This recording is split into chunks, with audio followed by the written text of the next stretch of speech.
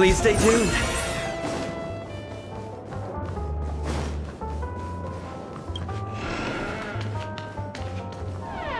Wake up! Wake up! Hey, wake up! The sun's frying your butt.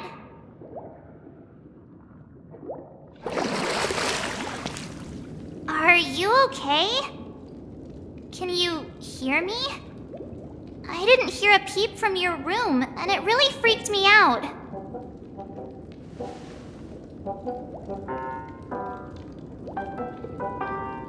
What are you talking about? Are you still half asleep or something? The Order's dream is over. Even though it's been a day, I still break into a sweat when I think about it. Our trailblazing expedition almost ended in Penacony. I'm so jealous that you got a good night's sleep. I was traumatized and too scared to even close my eyes. I thought if I fell asleep, I'd never wake up again.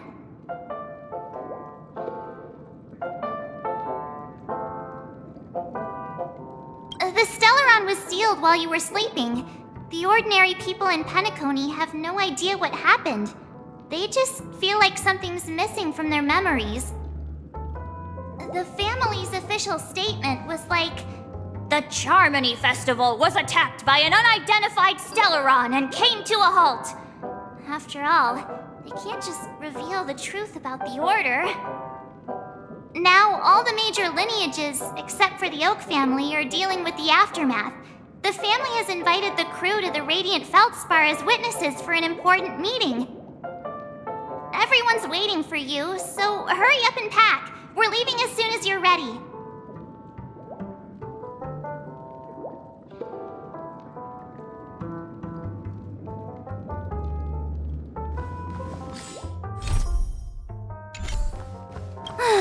After all this craziness, nothing is better than staying safe in reality.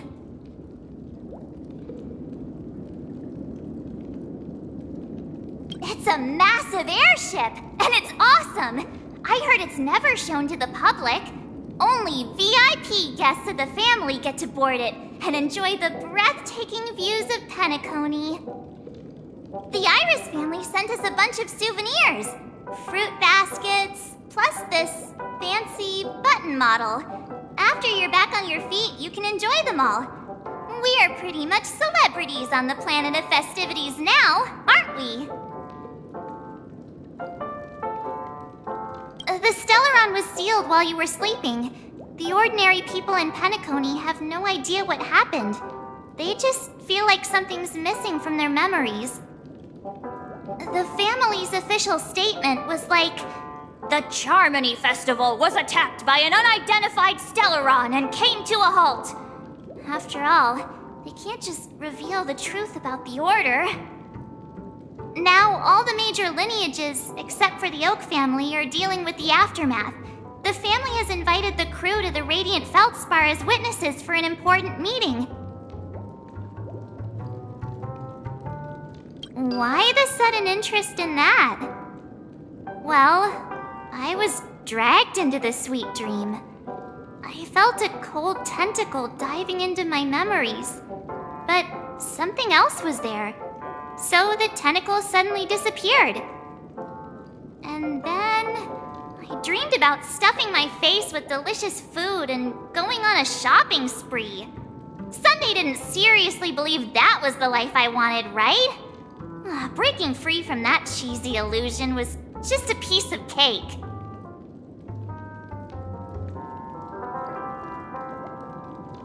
Oh, okay. Hurry up then. We'll leave when you're ready. Well, can we... Yeah, let's go. We've got some time before we board the ship, so let's catch up with everyone at Dream Jolt Hostelry.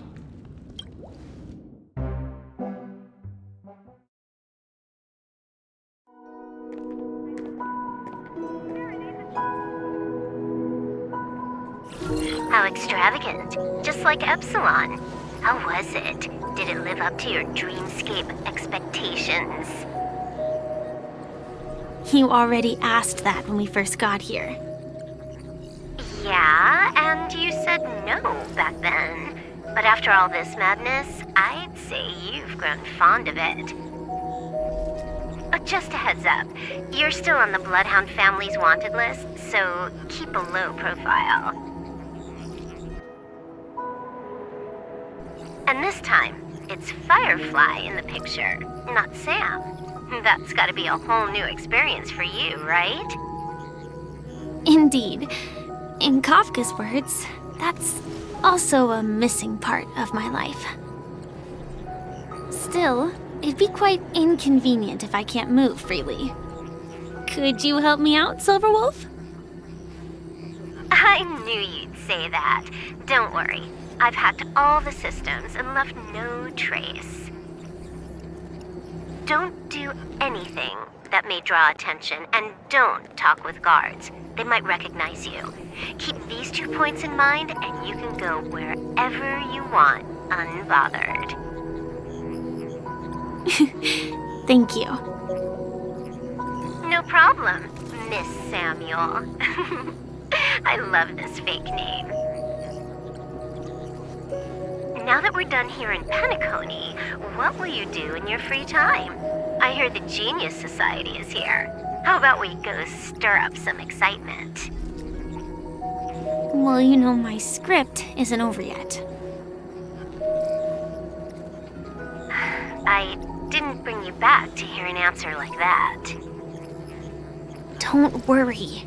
The script says that I'll experience 3 deaths, but also receive an unforgettable reward on the planet of festivities. How will I know if I don't try? All possibilities exist until the outcome actually happens, right? You may not realize it, but you have a bad habit.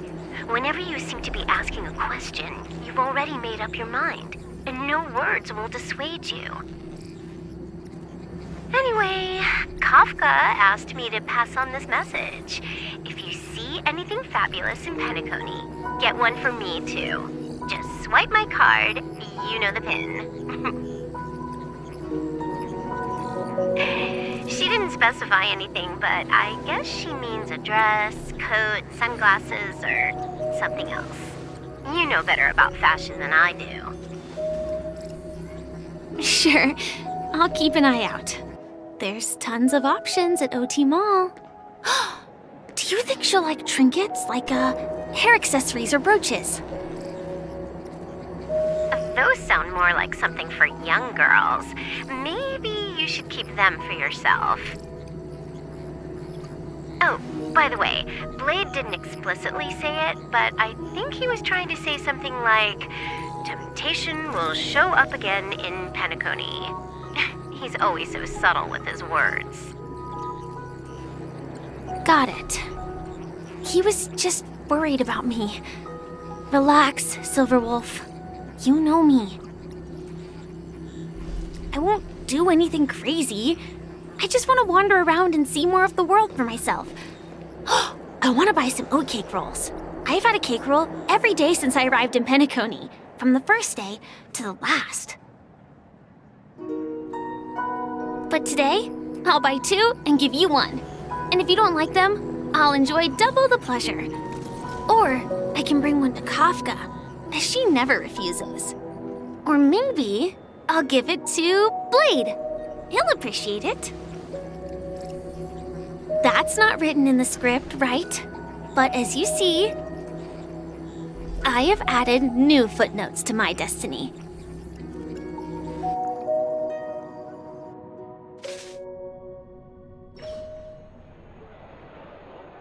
Welcome, Director Topaz. The family ambassadors are still inside making preparations, but the big boss hasn't arrived yet. It'll be a while before the conference starts, I'm afraid. Huh. Quite a spectacle. The family really knows how to make things look impressive. I thought they would choose a more formal and low-key location for the conference. I didn't expect them to go with a luxury airship. About this, Director. I've asked around. This airship named the Radiant Feldspar belongs to the Alfalfa family.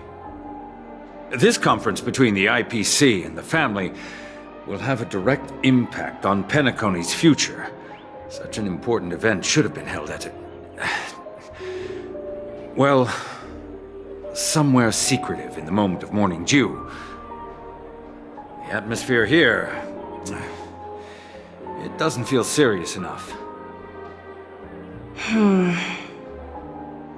If I'm right, this conference is probably just a prelude. Whoever organized it wants to assess the IPC stance beforehand. This influential figure either has their own ambitions and wants to reach a preliminary agreement, or they plan to put pressure on us to make us back off. Oh, your mind is always so sharp, Director Topaz. And when the big boss arrives, please remind her to be cautious and watch out for any traps.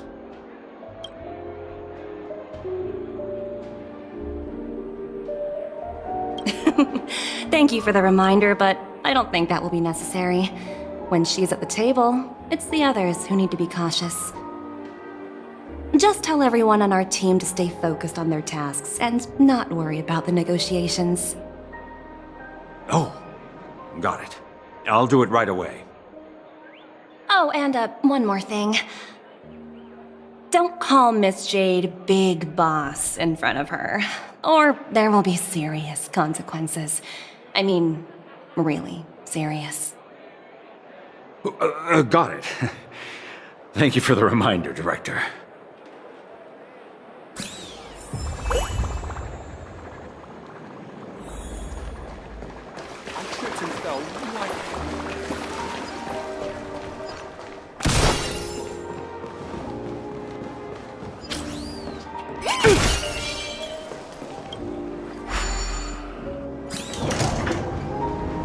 None of the important figures have arrived yet. Huh. Looks like the conference won't be starting for a while. Such a bustling place. I think I'll take a little walk around.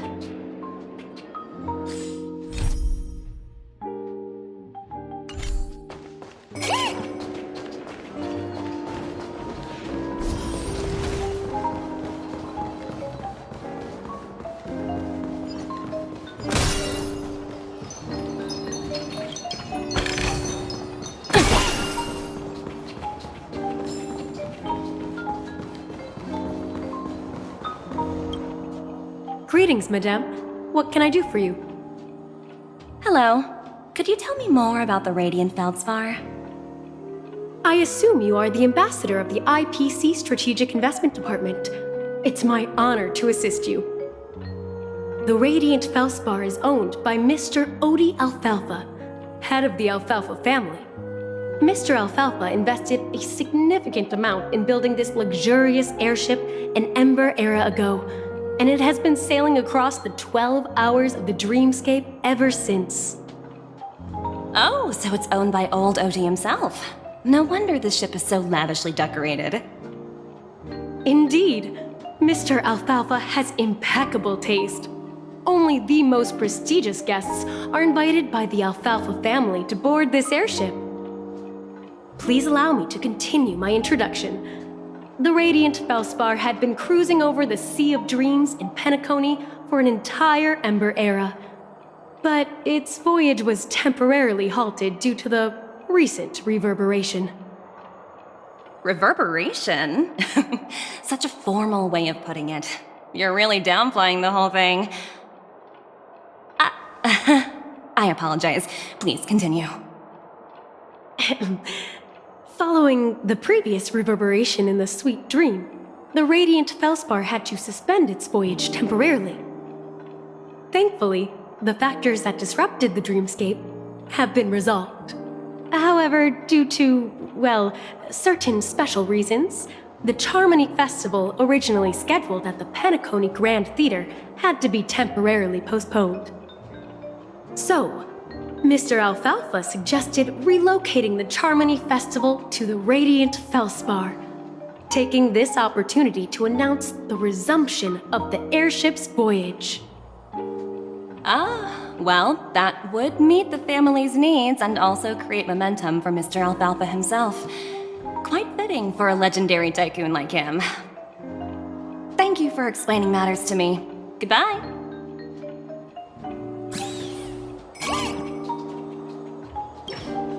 I wish you a great time aboard the Radiant Felspar.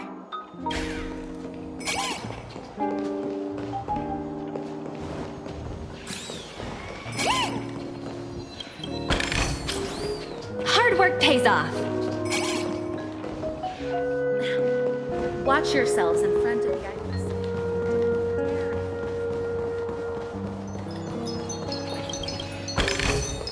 ice. Ooh, free stuff.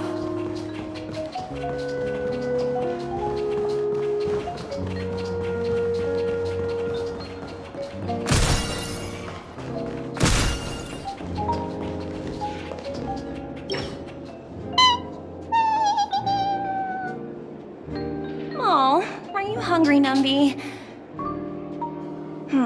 Food in the dream.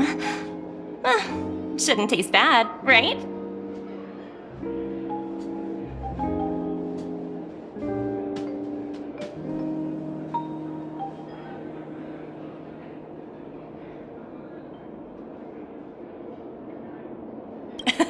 Numby, catch!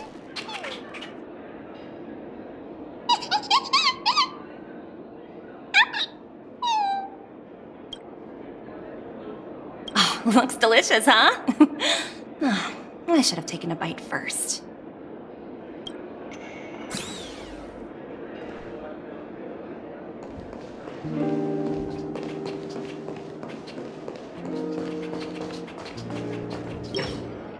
So many buttons. How many centuries would it take to press them all? Huh. Didn't expect those pooches to actually recycle them all. Huh? What are these?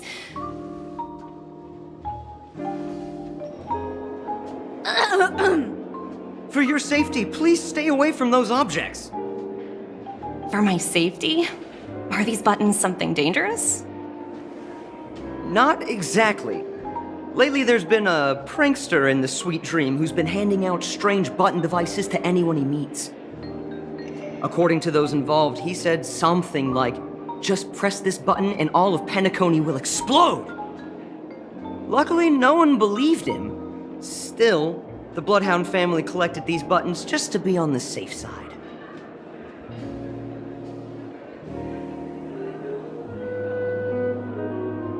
Where's that prankster?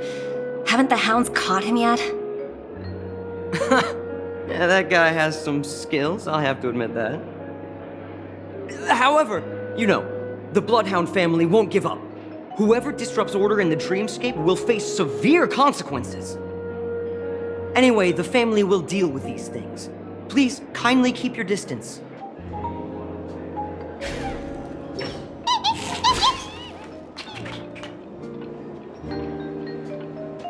Hello? The talent motivation department? Again? Internal review? Will it ever end? I'm working on a major project. I don't have time to squabble with you guys. The way I handled the Urillo case was approved by senior management, and all of the project logs and calls are complete. Can't you check on them yourselves? I just don't understand. Why are you so fixated on this minor case and constantly escalating it? Seriously, what's your purpose? Sounds exhausting. Why not just hang up? In my opinion, you handled that project quite well. A little ball of ice in exchange for the Astral Express's good favor. That's not a bad deal for the department. It's been a while, little Yelena. I've been looking forward to working with you. Never imagined this day would come so soon. Is there trouble? You can tell me anything. Just like old times. It's been a while, Madam Jade. I'm honored to have the opportunity to work with you. You're still so formal, aren't you? Forget about the hierarchy and treat me as your equal. No need for unnecessary titles like Madam. I'm sorry, but it might take some time to get used to that. After all, you are a senior. Well, now that we're both members of the 10 Stonehearts, I need you to be at your best, especially since the upcoming negotiations leave no room for error. As sharp as you are, I'm sure you've figured out the true purpose of this conference, right? I believe old Oti has taken it upon himself to test our limits before the official negotiations between the IPC and Penacony. That's true, and it works in our favor. Do you know why? If we can reach some sort of agreement with old Oti beforehand, and gauge our opponent's boundaries, our future negotiations will go much more smoothly. That's the obvious benefit. Exactly. And the hidden benefit is that as the head of the Alfalfa family, his actions suggest that the 5 lineages might not be as united as the Odes of Harmony would suggest.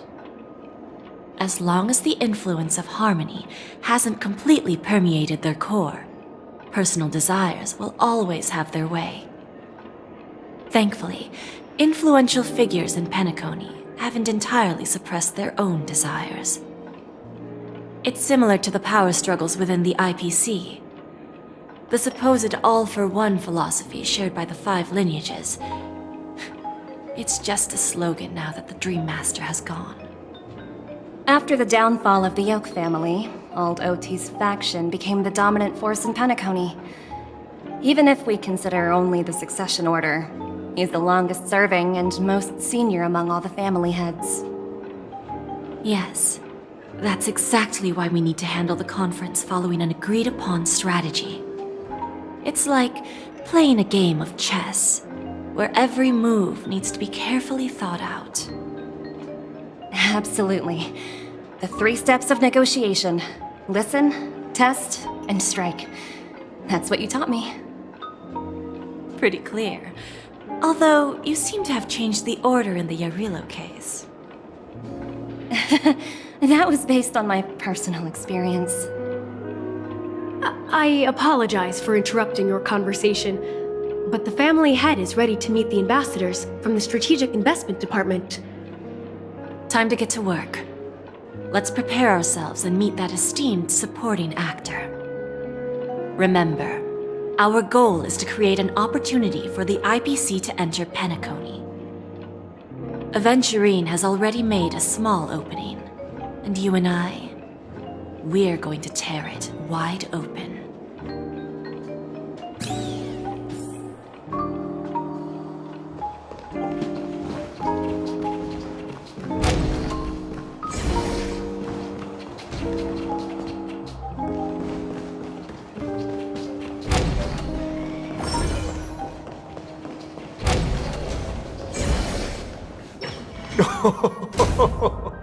Welcome aboard my ship, the Radiant Feldspar. Smart and charming ladies. Please, have a seat. Let's have a pleasant conversation.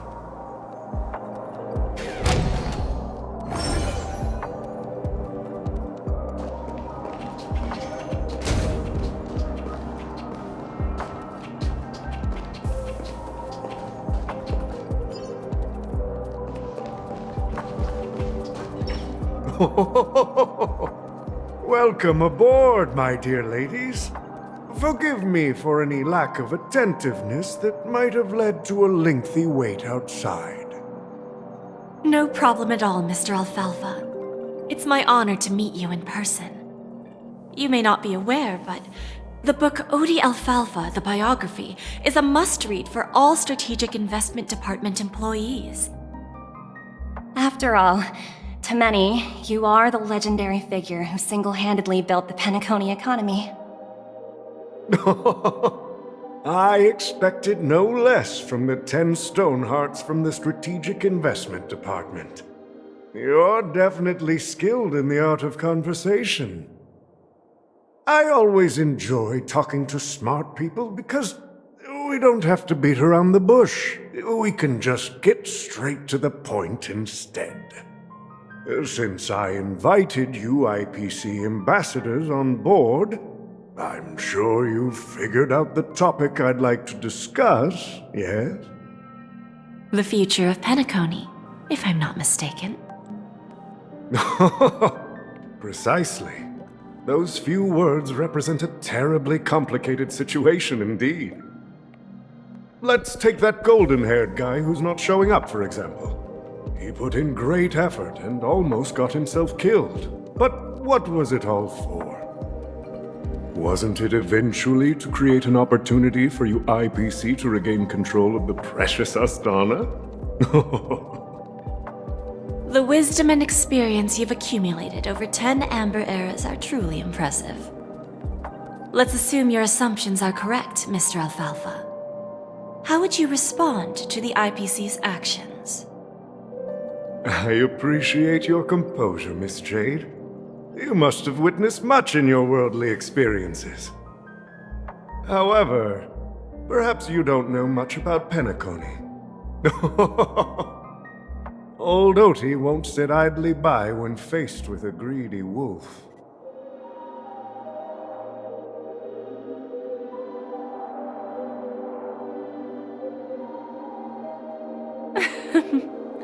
Please, go ahead.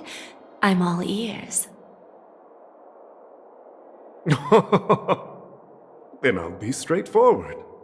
I requested this meeting before the official conference to dissuade the Strategic Investment Department from trying to lay a finger on Penacony.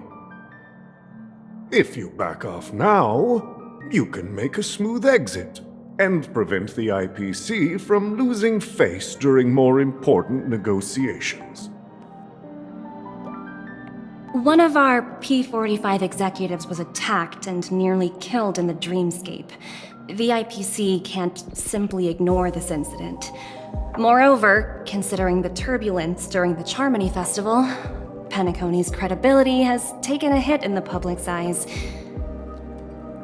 Despite your determined attitude, the issues plaguing Penacony are real, are they not? You used the term real, Miss Topaz, but let's not forget that this is the realm of dreams. If you want to succeed here, you need ambition and unconventional thinking.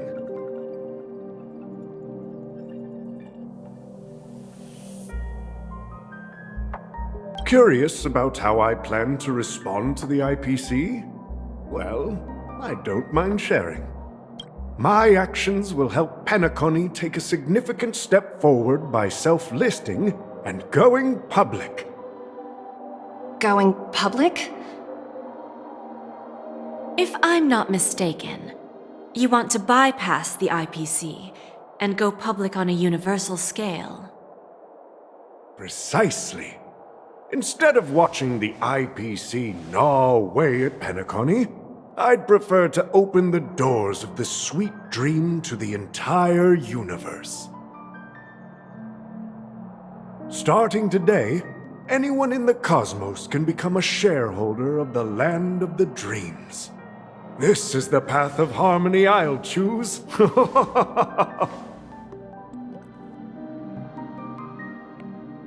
This reform should have been implemented earlier, but unfortunately, the Oak family were a bunch of blockheads blinded by order. Their level of intellectual flexibility doesn't even come close to an old fellow like me. Thanks to the little reverberation earlier, the biggest obstacle between me and my reforms has been eliminated. The Alfalfa family will publicize the financial results of Sweet Dream Paradise, so that the entire universe can see that despite the catastrophe, Penacony still holds immense potential and opportunities, and that the family remains confident in its future.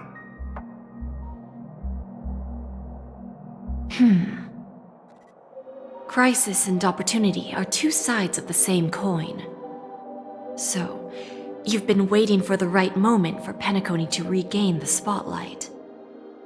And if Penacony should seize this opportunity to overcome adversity, even if the IPC tries to intervene, every move we make will be scrutinized by trillions of people.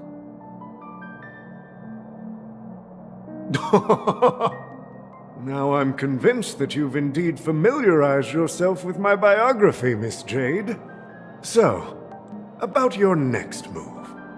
Please, consider it carefully. Indeed. We need some time to digest such a wealth of information. I suggest we conclude the first half of our conference, Mr. Alfalfa. Please allow Topaz and me to confer privately for a few moments, and to respond on behalf of the IPC later. Of course. Take your time, dear ladies.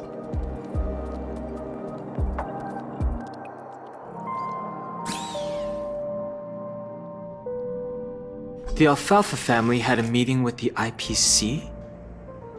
I got this information from a message sent by that IPC ambassador. He said it was to return the favor. It's not hard to imagine. Penacony today is pretty much like the frontier prison it once was, with external forces casting greedy eyes and the undercurrent of order lurking within. Instead of falling into a situation where they are plagued by both external and internal threats, Penacony would rather take a step back and invite the IPC to negotiate at the table, ostensibly to cooperate, but in reality, to secure more opportunities for their own survival. Well, no wonder they sought the mediation from the Astral Express. In your opinion, who should we stand behind? I don't think the followers of the Harmony are completely innocent victims in all of this. For reasons unknown, they have a strong desire to smooth things over, which leads to speculation about their motives. If either the family or IPC were to assume full control of Penacony, it would return to its previous illusory dream of hedonism, and the efforts of those previous nameless would once again go to waste. There you are. Did you rest well? I didn't disturb you since you were in a deep sleep.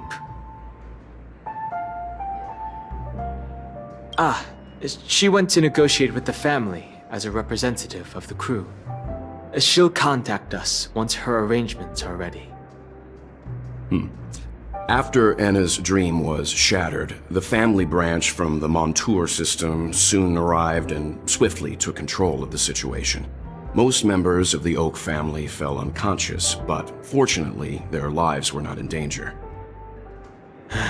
The mastermind behind the plans was confirmed to be Gopher Wood, the previous Dream Master. But by the time we arrived, he was dead already.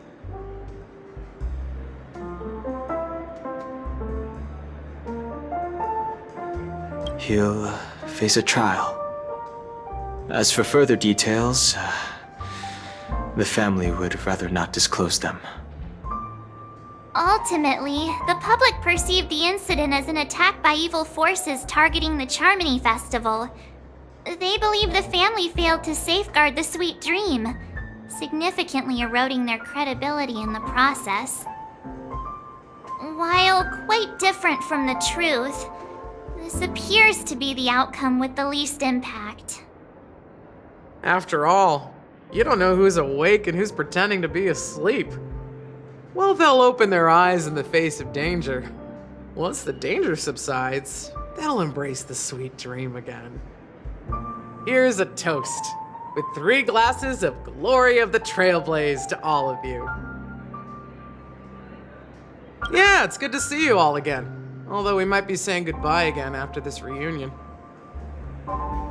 When will the Astral Express leave Penacony? We'll stay a bit longer, but not too long. So, this is our final meeting then? If this is a farewell, then it seems to be missing something. Music? Atmosphere? Maybe a special drink to honor those who are not here. Let's see. The mixed drink should be solemn, dignified, and unique, as we'll use it to pay respect to those fallen heroes. To the nameless, resting in peace, and to Gallagher.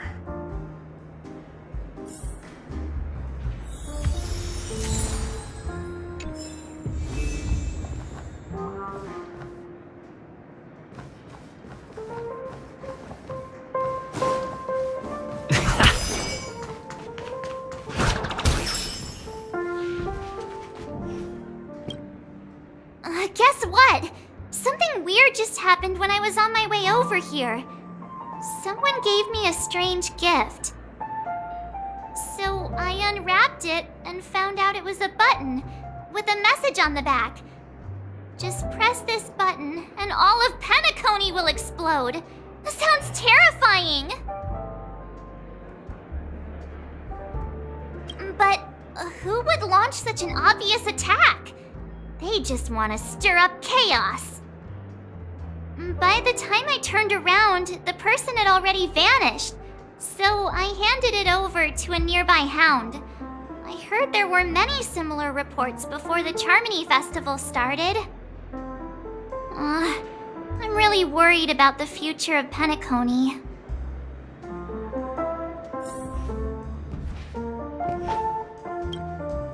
I'm really worried about the future.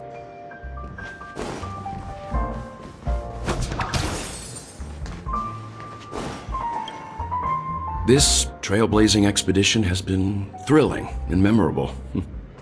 Hopefully we've all gained insights about ideals, paranoia, clarity, and dreams from the experiences we've had.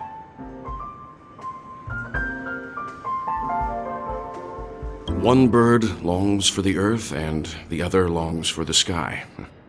Even if Robin had to stop her brother with her own hands, she won't give up on him.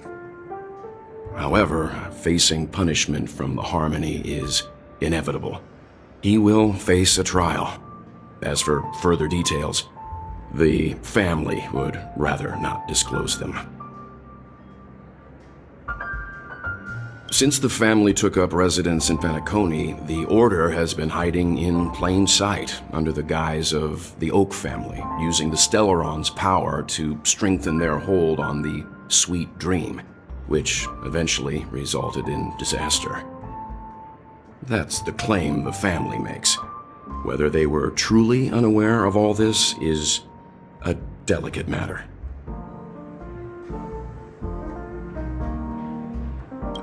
Venturine's efforts finally earned the IPC a seat at the table.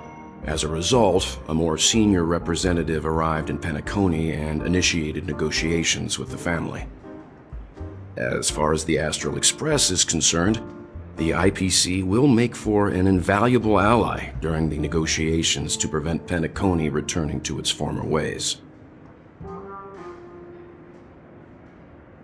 Well, it was somewhat surprising.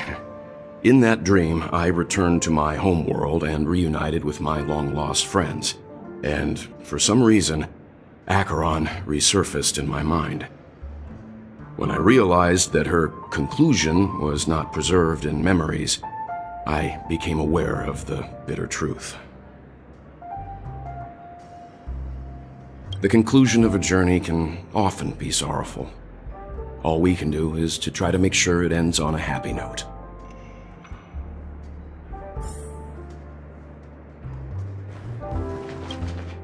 Ready to mix your drink? I'm not sure. I haven't seen him since our last meeting at the lounge. Come to think of it, he always did come and go quietly. We used to discuss everything here. But every time he'd leave, I'd realize that I didn't know him at all. Such is the mystery that is Gallagher. I have a hunch. Perhaps he's already fulfilled his wishes and won't be coming back. Before we start, would you like to talk to your friends? We have plenty of time.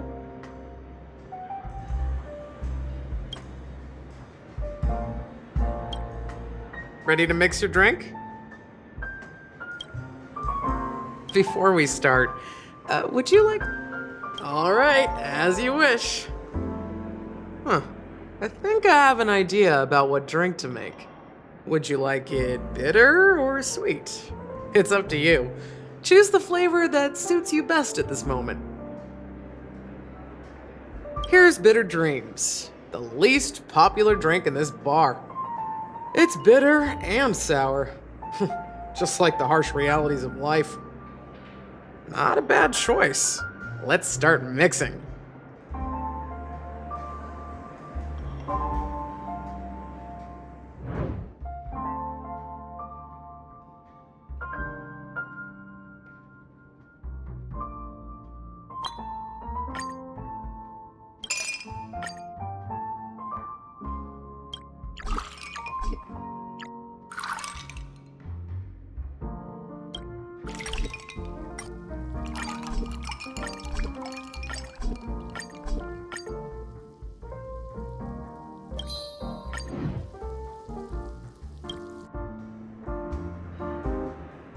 Words always fall short.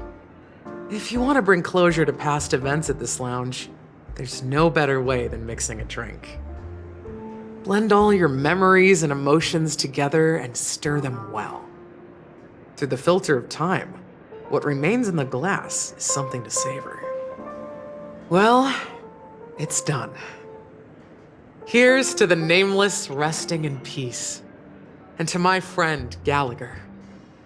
Death is a bitter truth, but what you did will be remembered by history. We're not accepted by the outside world, so we've gathered here. And one day, our souls will return to the same place. Cheers.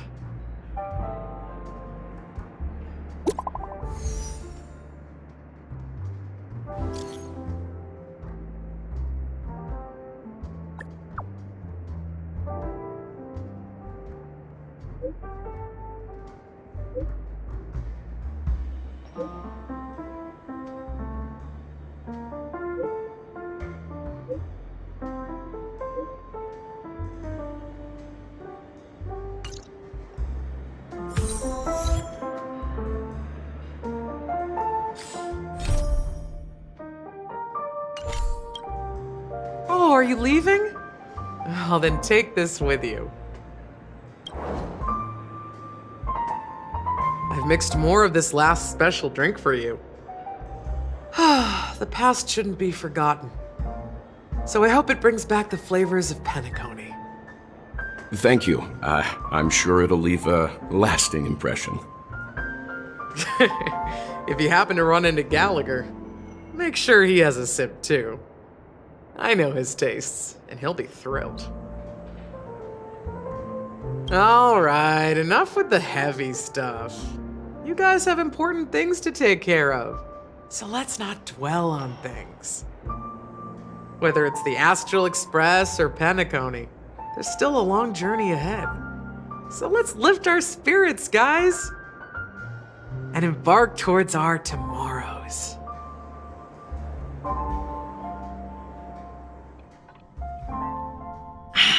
Old Odie is a tricky opponent. I didn't expect him to take the risky step of going public at such a critical moment for Penacony. Indeed. He's definitely bold. It's that kind of boldness that made him the Odie Alfalfa he is today. Still, the outcome is uncertain. Shouting loud doesn't necessarily carry any weight. What about the phone call I asked you to make, Topaz? Ah, they agreed. But it'll take some time before they arrive. Just as it should be. The sweet dew should be served after the bitter poison. Looks like we'll be skipping the exchanging apples step this time around. Now that we're dealing with a greedy merchant, a simple apple wouldn't make a difference. Well, I guess I included myself in that remark too. Now I'm a bit curious, Topaz. Do you think Penacony is a quality asset? Yes. Despite its recent calamity, Penacony remains a top quality asset within the cosmos, with good credit, lucrative potential, and promising prospects. Well, that's obvious. But what I truly wanted to know is, this project is obviously too bland for your taste, isn't it? That's true. I wouldn't be here if it weren't for Venturine. But despite that, you trust him. You even entrusted him with a cornerstone. Something as precious as life itself, to finish this gamble. Are you not in the same boat, Miss Jade? Without us playing along, your Jade Stone wouldn't have made it across the border so easily, allowing you to see all desires that flow through dreams to gain a bargaining chip in negotiations. That's why I'm willing to stake my Topaz Stone to cover for you. It's like one big, elaborate game of chess. Once that kid sets his mind to something, nothing can stop him. Not even fate. Well, at least he's still alive, and that's the best outcome. Looks like we've strayed off topic, Miss Jade. Should we discuss our next steps? No need. I'll go it alone. Meanwhile, you can go greet our honored guest and wait for my message. Okay. Is that Robin? Huh. She's also here on the Radiant Feldspar.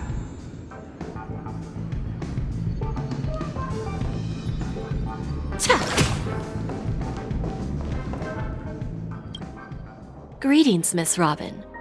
I didn't expect to meet you here. Miss Jade? Greetings. The opening ceremony for the Charmony Festival has been moved to the Radiant Feldspar, so I'm here making some preparations. How about you? Have you spoken with Mr. Alfalfa? I'm actually on my way to meet him right now. Do you know him well, Miss Robin? Unfortunately, I've never met him. I've only heard a few comments from the former head of the Oak family.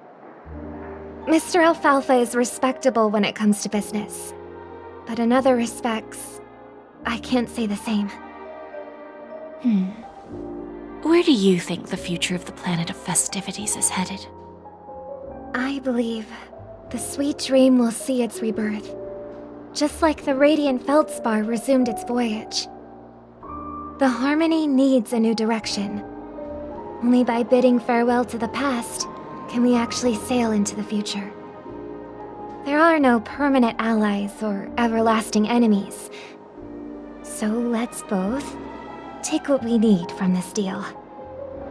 Naturally. I'm looking forward to your performance. See you at the festival. See you later, Miss Jade.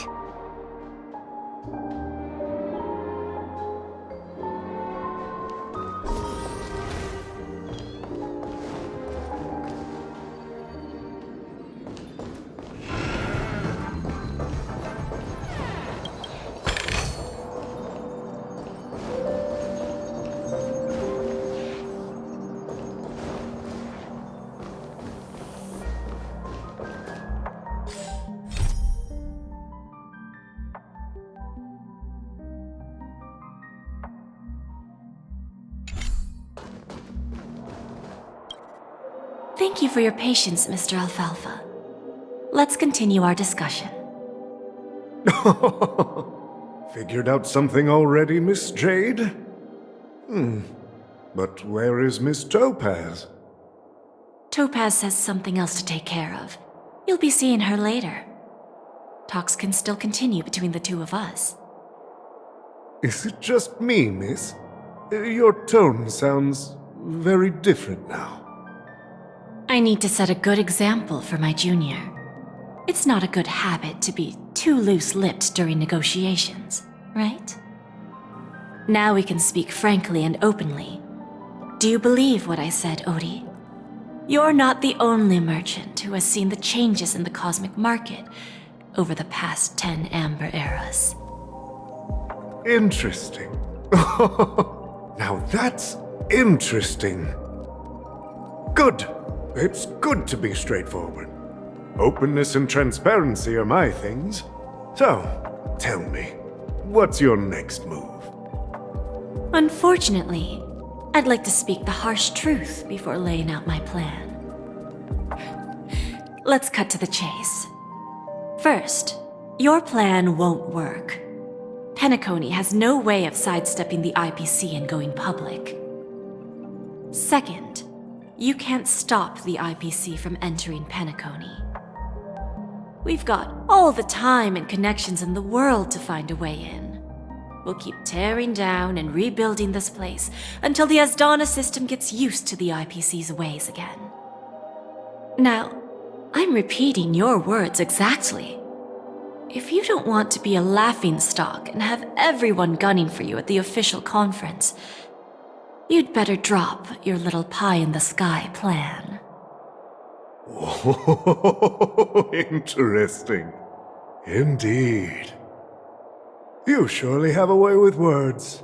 Now, I'm curious to know what you have up your sleeve. Mr. Alfalfa, let's not forget that the IPC controls the biggest interstellar publicity platform.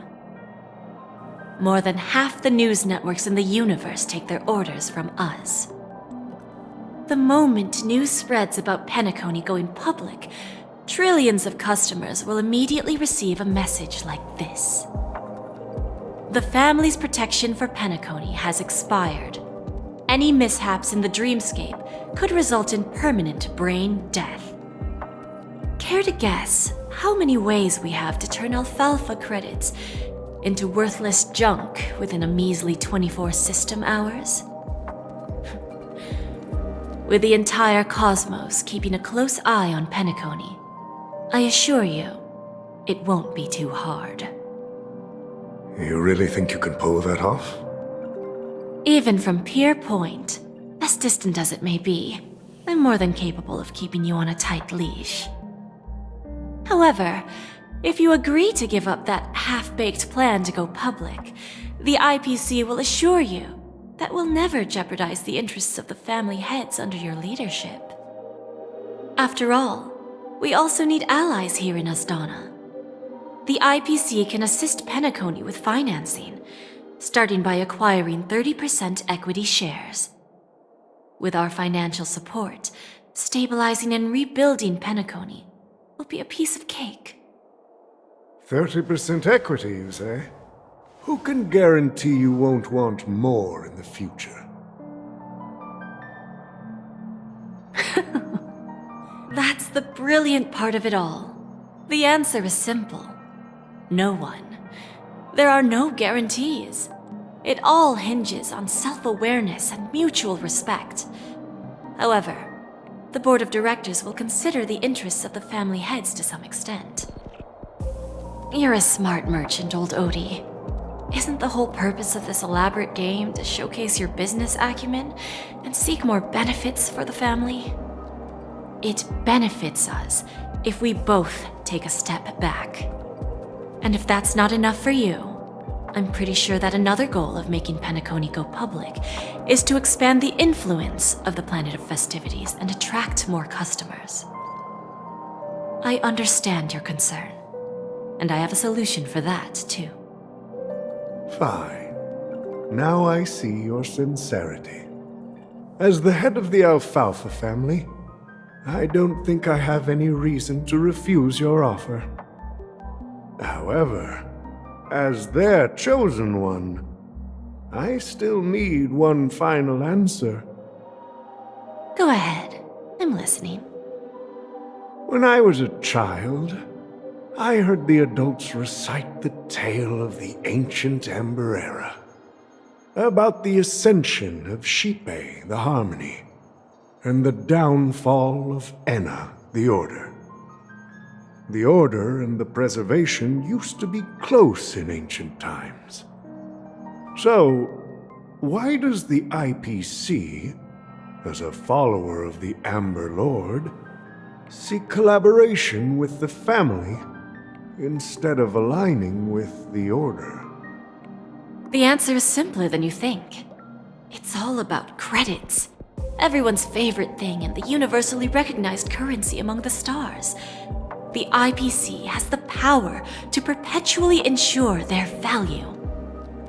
With each new world integrated into the credit system, the IPC adds another building block to its cause. Eventually, all exchanges, capital, and businesses will operate within a unified monetary system. By then, all planetary developments will be recorded in accounts with well-defined values and the ability for exchange and circulation. And the heart of everything will be Klepoth's credit. And then the IPC will be able to exert influence over everything. Our intention is to establish enduring preservation, so I'm sure you can understand. This universe doesn't need two types of order.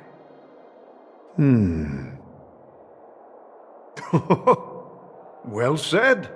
Now you've convinced me. All right. Tell me your solution.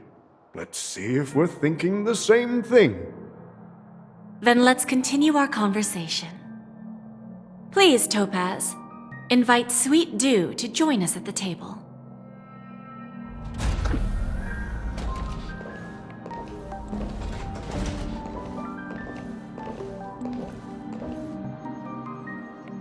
Thank you for your presence, Miss Himeko. Please allow me to introduce her to you, Mr. Alfalfa. This is Miss Himeko from the Astral Express, one of the future shareholders of Penacony. I've heard so much about you, Mr. Alfalfa. It's an honor to meet you as representative of the Astral Express. This stunning lady is the navigator of the Astral Express? It's a pleasure to meet you. I believe everyone here is familiar with the general contents of the proposal. After this round of financing, the IPC is expected to hold 30% of Penacony's shares. Then, the IPC will transfer 5% of that stake to the Astral Express and recommend Miss Himeko as an independent director to honor the sacrifices and contributions made by the former Nameless to the land of the dreams. While this decision isn't finalized yet, we are honored that everyone here recognizes the way of the Trailblaze. While the Nameless didn't embark on their journeys for fame or fortune, if this is the wish of both the family and the IPC, I will represent the Astral Express and fulfill my duty as a member of the board of directors. The entire crew has agreed to assist in the reconstruction of Penacony. Beyond that, in our future travels, we are committed to bringing the beautiful dreams of the planet of festivities to more worlds. Of course, all cooperation is based on one premise. The path of harmony in Penacony must not be distorted again, and such a tragedy must never recur.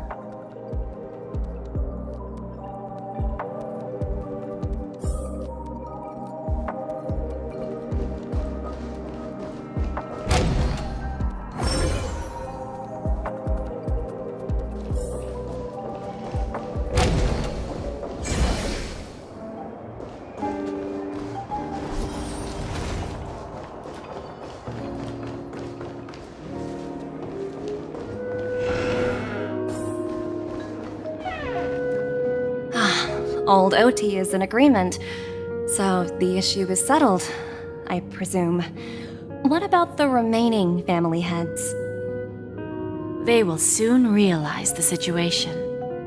When old Odie answered the last question, he represented more than just the Alfalfa family. When should we schedule the formal negotiations? I'll handle the arrangements. It's all up to you. I'll step back and let you handle the negotiations and takeover. I won't be involved. But Miss Jade, this is...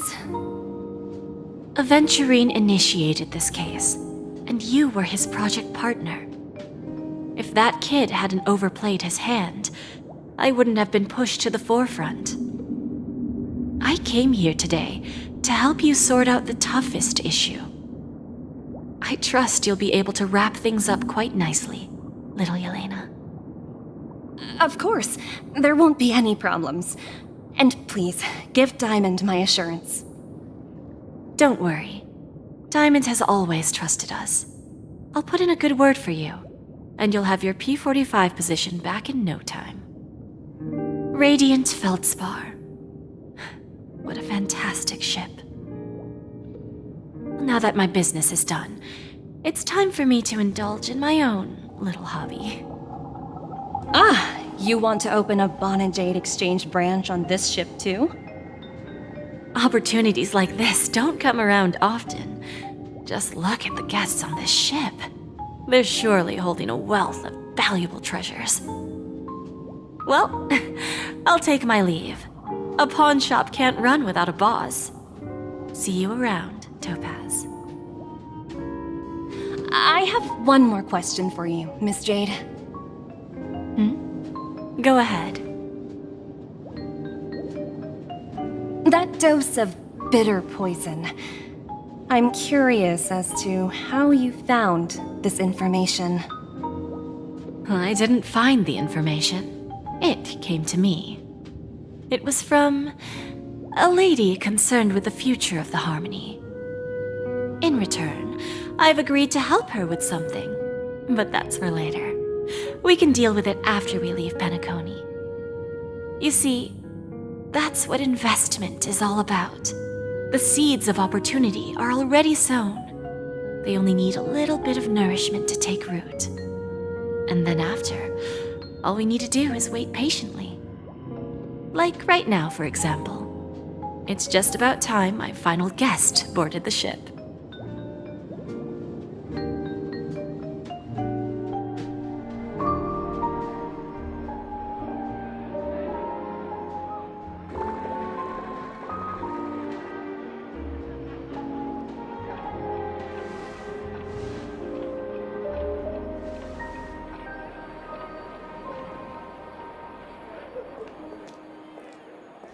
Sneaking in was way easier than I thought.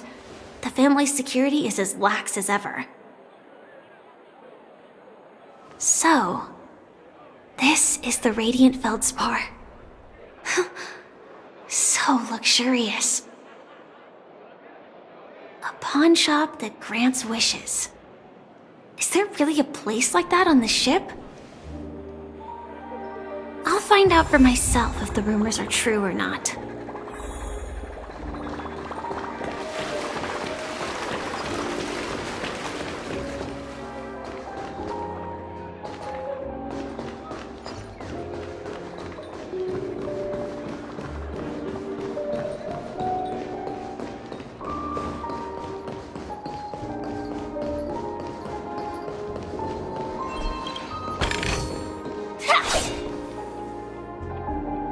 Is that him? Huh. Vanished in the blink of an eye. So the Astral Express is here too. The Harmony Festival has really been postponed. What happened in Penacony?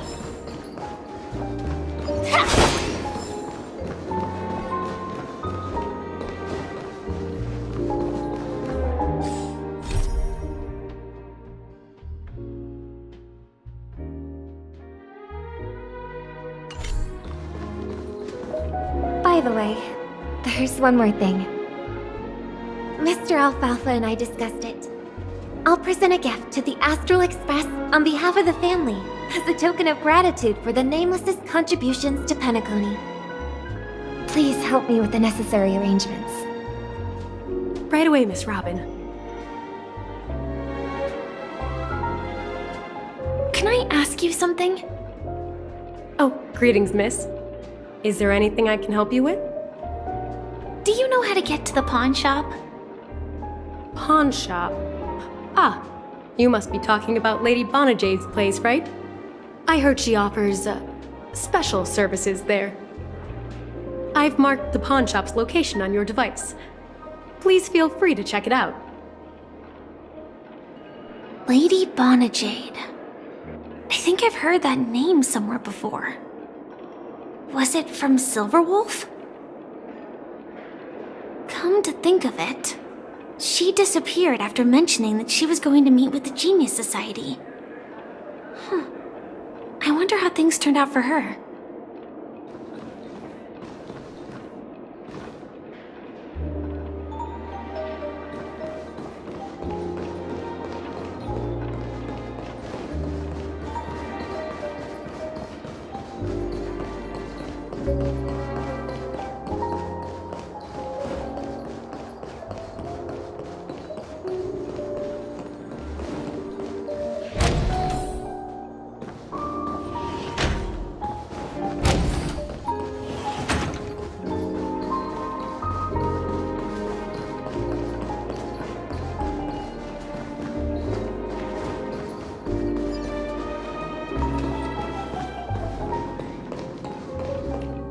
If I win, your chest is mine.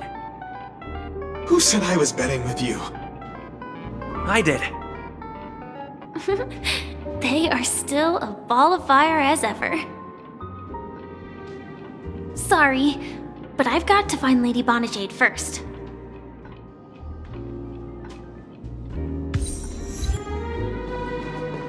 No, it's not the best time to do that. Sorry, but I've got to find Lady Bonajade first.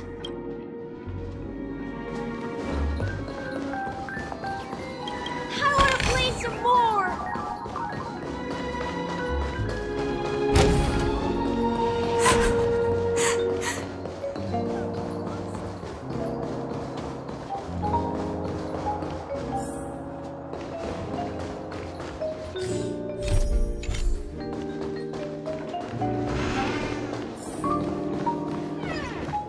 Welcome to Bonajade Exchange, Radiant Feldspar branch. How should I address you, dear lady? Just call me Samuel. Samuel. Nice name. So what do you need, Miss Samuel? And what are you willing to give up in return? I want to keep on living. And for that, I'm willing to give up everything I have. Everything you have? That's right. Everything. Miss Samuel, I think you'd best turn around. It seems you're not quite familiar with the term pawn. What do you mean? I mean it literally. I sense your burning desire to live, but unfortunately, you don't have anything of equal value to offer. Okay. A pawn shop that grants wishes. I see. It's just a marketing gimmick. Well, that's quite a harsh accusation. I understand you may not fully comprehend what I mean, but don't worry. I'll help you understand. Go and talk to these people. They're all customers of my pawn shop. See for yourself if their wishes have come true. Once you've done that, come back to me. I'll help you understand the true meaning of pawn and make you realize what you're missing. That Lady Bonajade feels more like a money lender rather than the owner of a pawn shop. Well, I've got nothing better to do anyway. I'll do as she says and see what happens. Which one should I pop? 1, 2, 3, 4, 5. Dan Heng and Void Ranger Jive. Don't change the words. No, it's not the best time to do that. Sorry. I'll catch up with you later.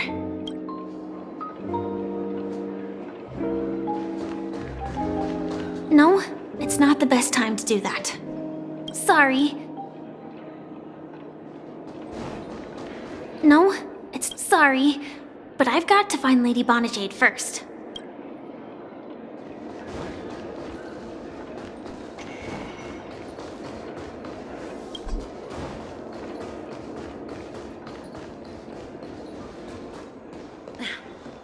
Watch yourselves in front of the IPC. Don't you dare embarrass me.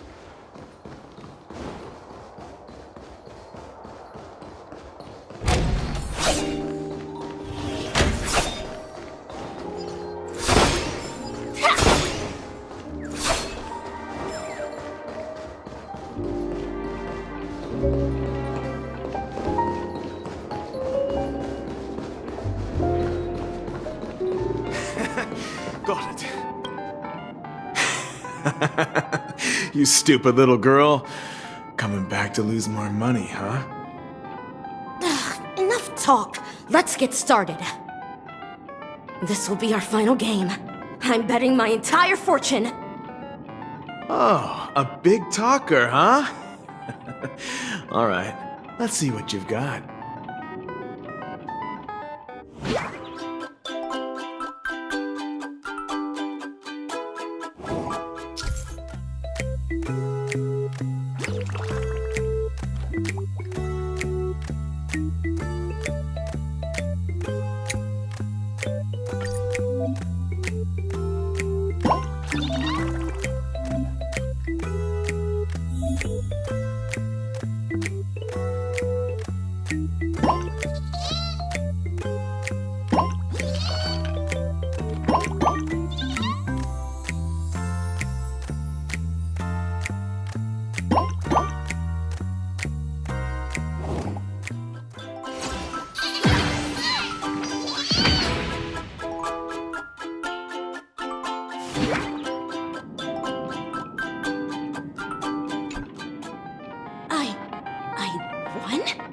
I actually won!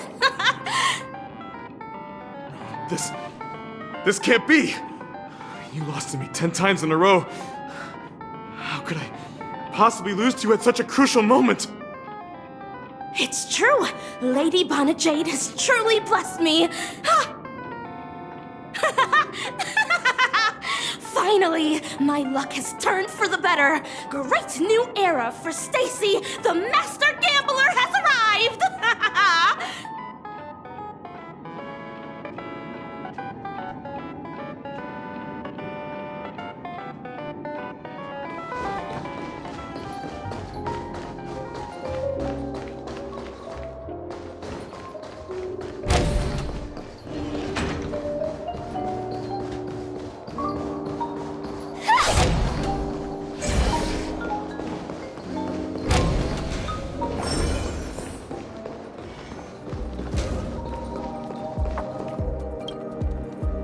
Prepared a gift for you, Dorothy. Check this out. Whoa, what a beautiful necklace. Is it made of cymophane? It's stunning. How did you know I love jewelry made of cymophane? It has the same purple hue as the necklace my dad gave my mom. I've never told anyone about it. How did you find out, Del?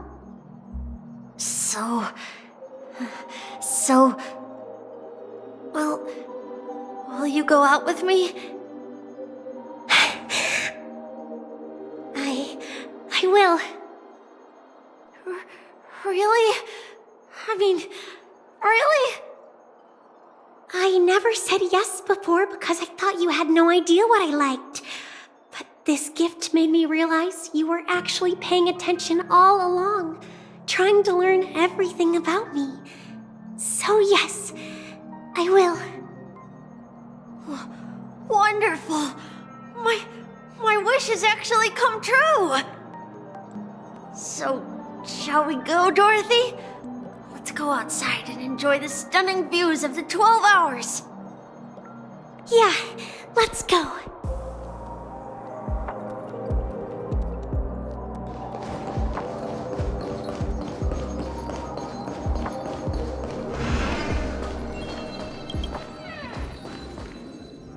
Hey, did you see that? The gray-haired one outside.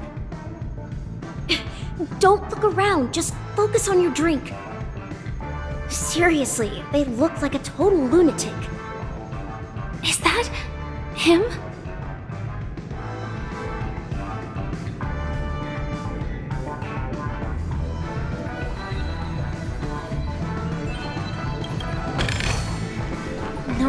detected.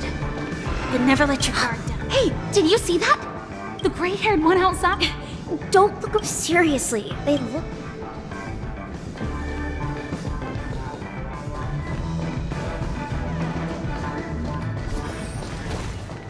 Chirp, chirp. Origami bird. Hey, little birdie. Come on. Oh, calm down already. Everyone's staring at you. No, it's not the best time to do that. Sorry. I'll catch up with you later.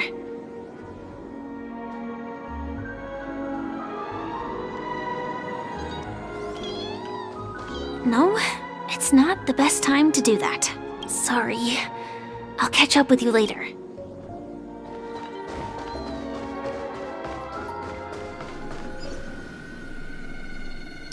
Please stay tuned.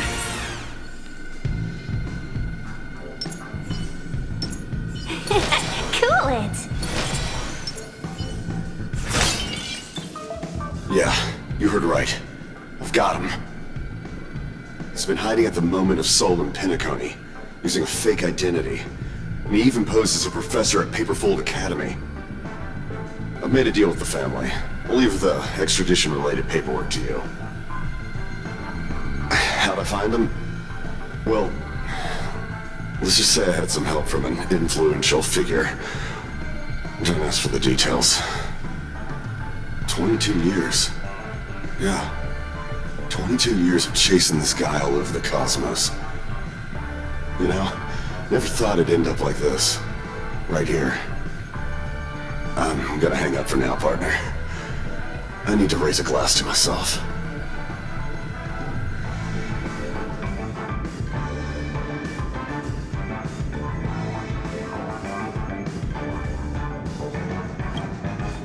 All of their wishes actually did come true. But I just don't understand. How did she do it? And what does pawn really mean? I should go back and ask.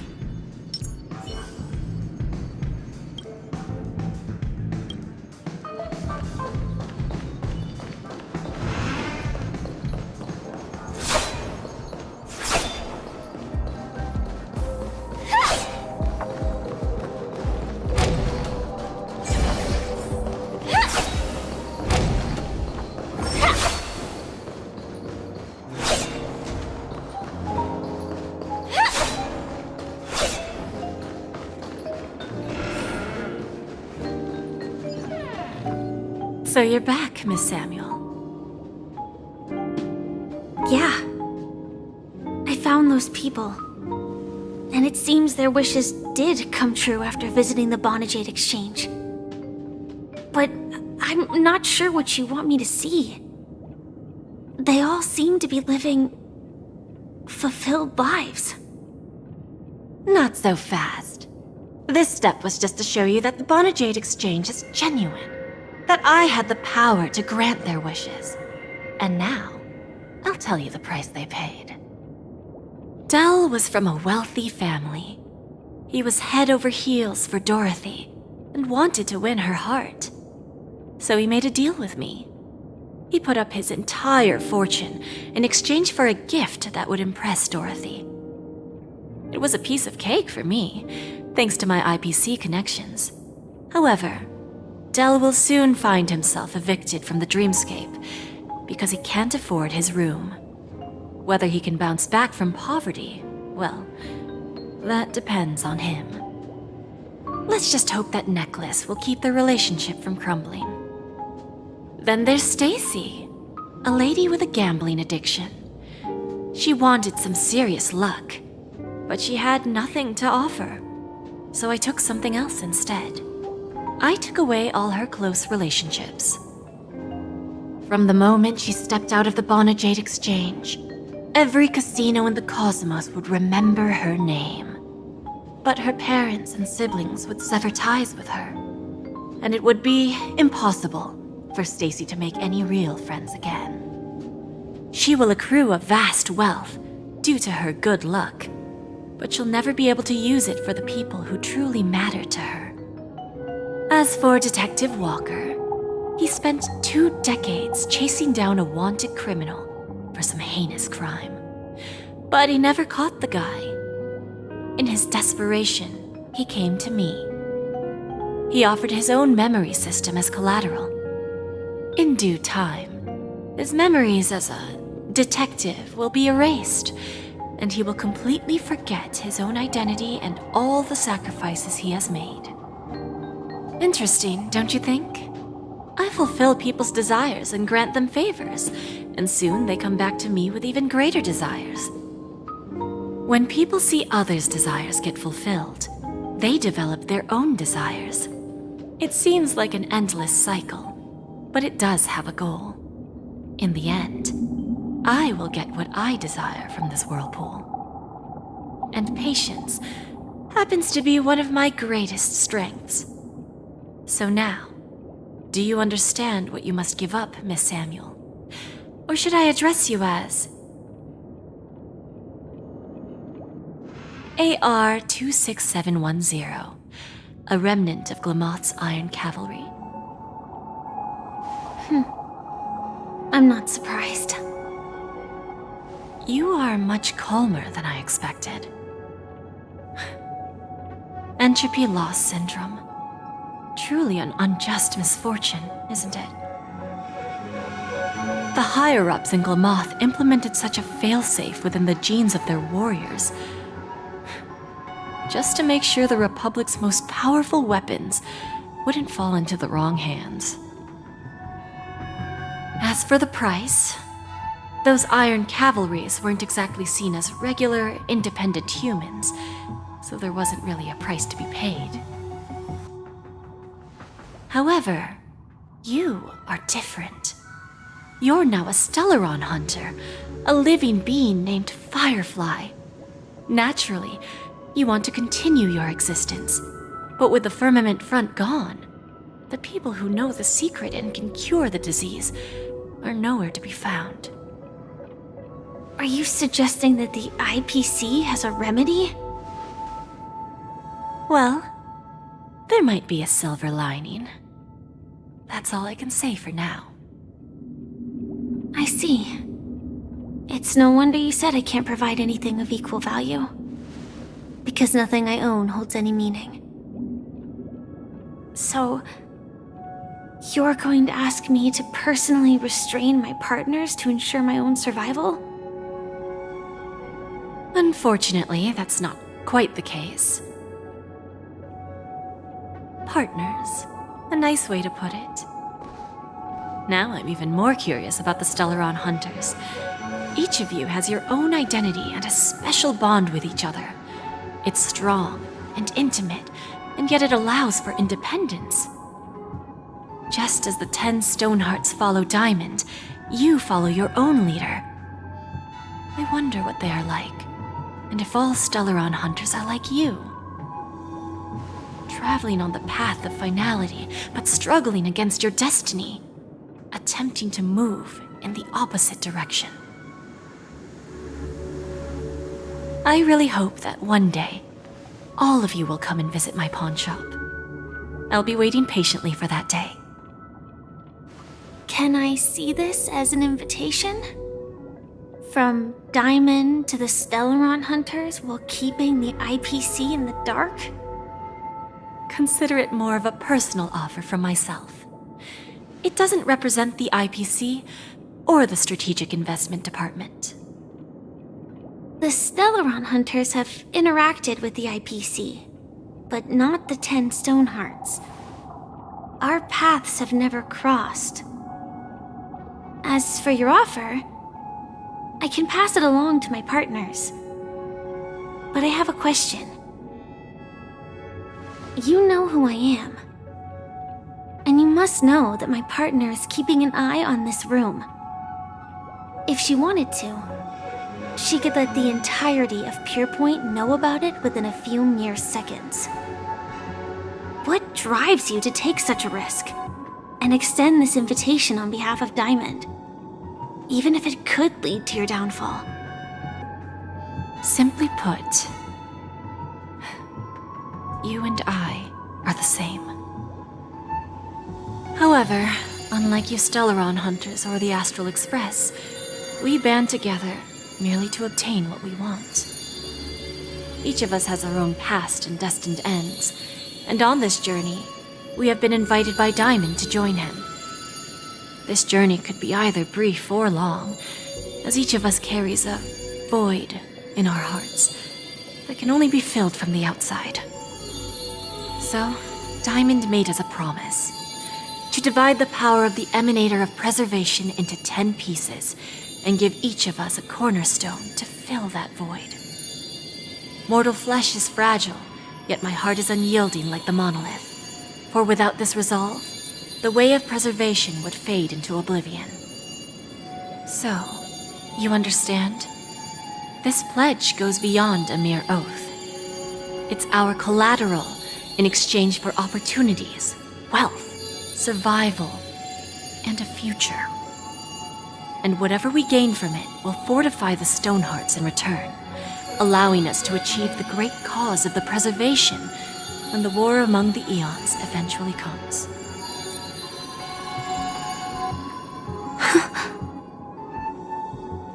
I understand. Take your time, child. You don't need to give me an immediate answer. Like I said, patience is one of my greatest strengths. If fate turns that page, our paths will cross again. It's a shame, though, that this pawn shop can't give me what I desire. My last attempt in Penacony. Well, it ends with hope.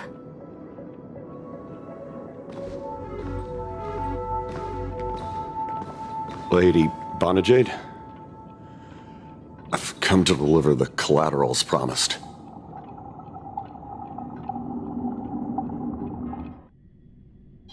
Turns out, the meeting to decide the future of Penacony went much smoother than expected, with little debate. Oh, the Charmony Festival's opening ceremony is starting soon. I should head down and take a look. This airship has quite a few treasures. A bountiful harvest.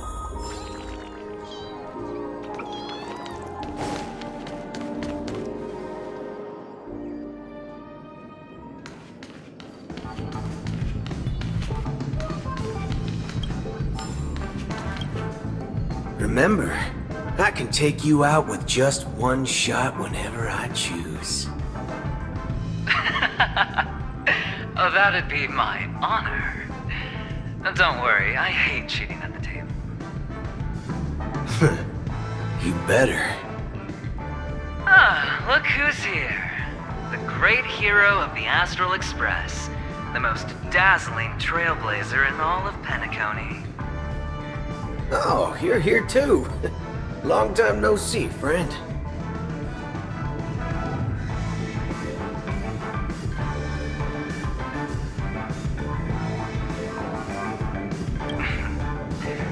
Merely a greeting of platitudes. As long as you and I have an understanding. Well, let's set aside those under-the-table dealings for now, partner. Don't want to spoil the festive mood of the Charmony Festival. I agree. Now let's congratulate Mr. Trailblazer. I hear the family intends to thank the crew at the Charmony Festival. It's a real pity I can't personally be there to witness this.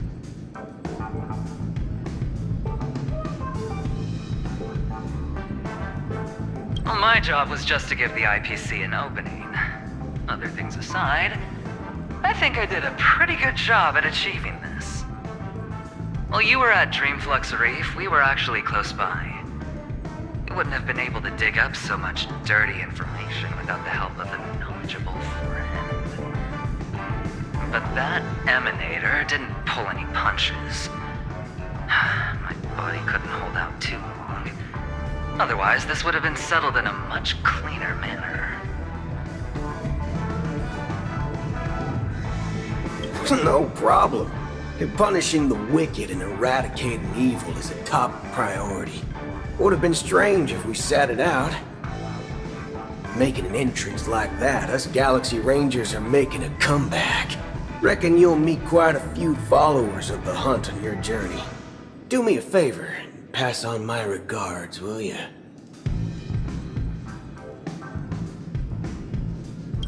Forget it.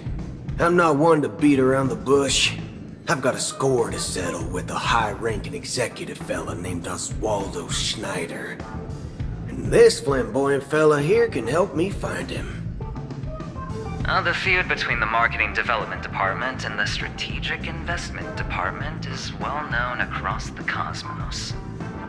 But what I didn't expect was the involvement of the Galaxy Rangers in this feud. Looks like things are about to get spicy.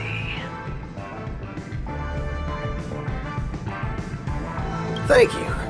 And I also hope you enjoy yourself, great hero of Penacony. I'll pass. But I do hope you guys have fun. If you don't mind, let's play a few rounds next time.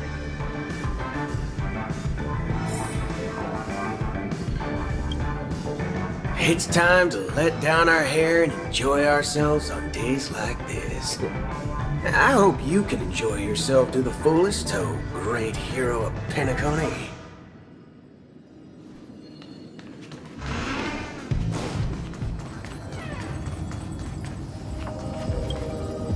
Ah, yes. I remember you. Your performance at Herta's space station was adequate, I suppose. No wonder that gambler likes you so much.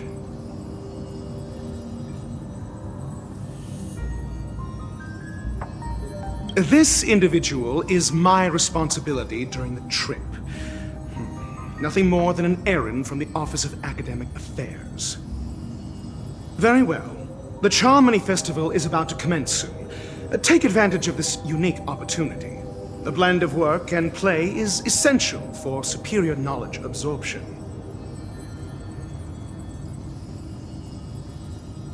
The executives of the IPC and the Guild say that we are strategic partners. Yet, from my perspective, I am invariably the teacher, and he, along with you and every other individual, is the student. From this perspective, Aventurine isn't what you'd call an ideal student. Yet, he's also not utterly obtuse. Alas, the void within him can never be filled by talent and knowledge. Let's hope he doesn't turn into a philosophical zombie. Saying such a thing merely indicates that you have not truly grasped the essence of learning. The principle of balancing work and relaxation is scientifically grounded, with the relevant proof process detailed on page 21 of the 31,467th issue of the academic journal Star Caesar. Acquiring knowledge aims to enhance living. Don't invert priorities like those dolts at the Guild. Then you'll excuse me.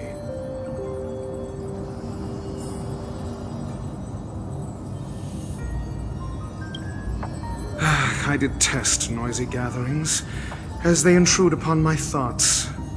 What a waste of time.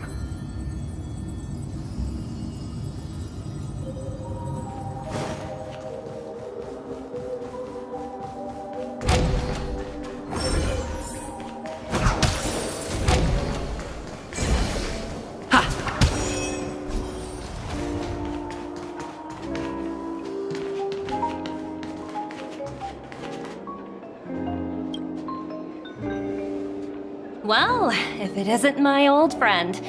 It hasn't been long, and yet, here we are again. How are you?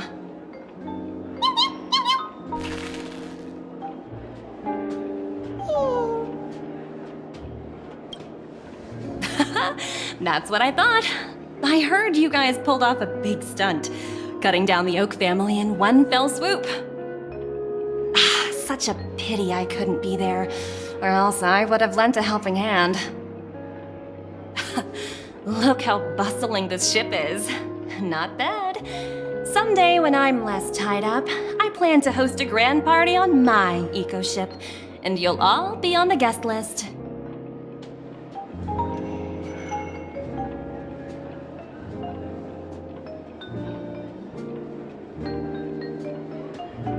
Transform?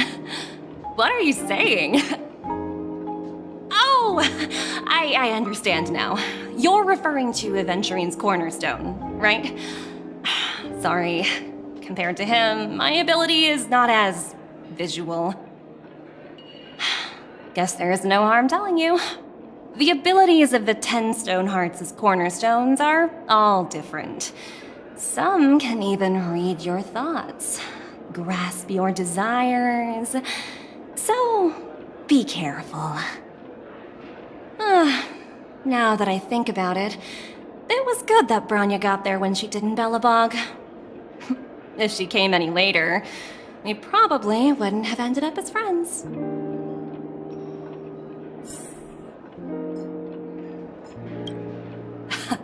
Look how bustling this ship is.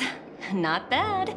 Someday when I'm less tied up, I plan to host a grand party on my eco-ship, and you'll all be on the guest list.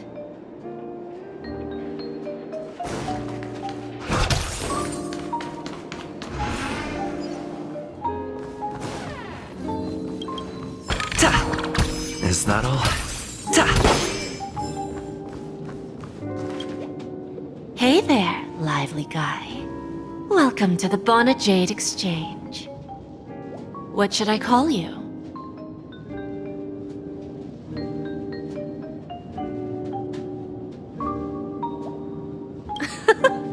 No problem. Let's just use this name. So, Mr. March 7th. What do you wish for? And what are you willing to sacrifice for it?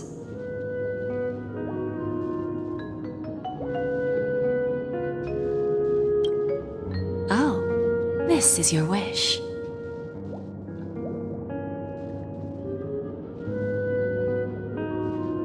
Sounds simple enough. Very pragmatic. Then, let's discuss the cost.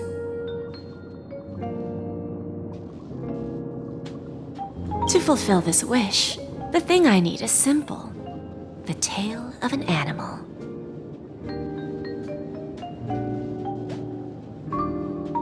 Well, it's a two-legged animal with black fur, a round head, and long ears. It's omnivorous and is prone to mood swings. Most importantly, it has mastered the human language and can communicate. Bring its tail to me as collateral, and your dreams will come true.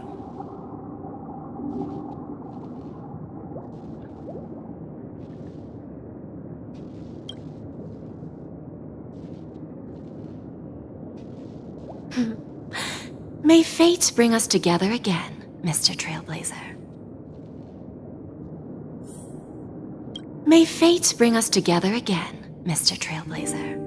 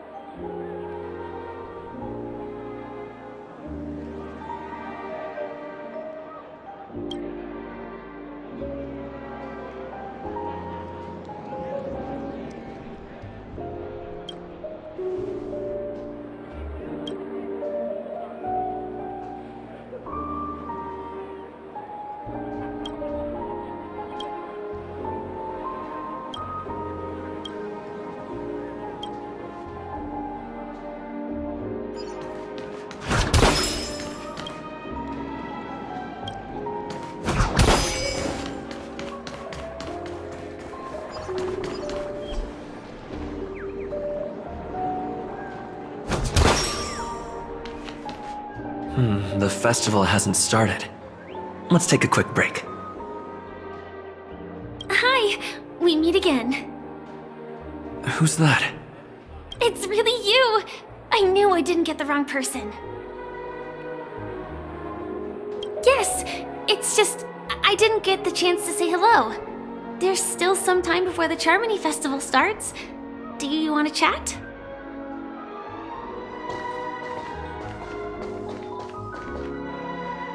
Two murder cases, a showdown with the IPC's ambassadors, the legacy of the Nameless, and a remnant of the Order who wishes to replace an Eon-created paradise with a dream. You guys even ended up shattering the dream. It's truly been quite a vacation. It's a good thing that you guys managed to overcome all those difficult problems. Congratulations! After the Charmony Festival's opening, will you guys be leaving again?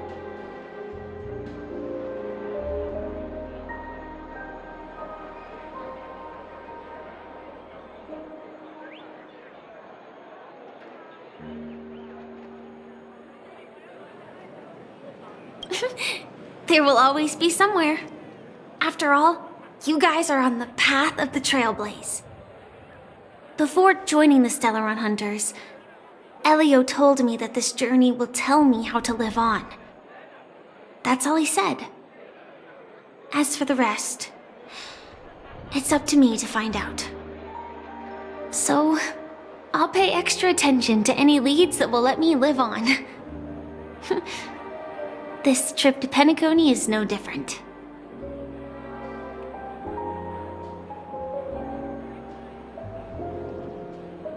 Yes, sadly I was looking in the wrong place.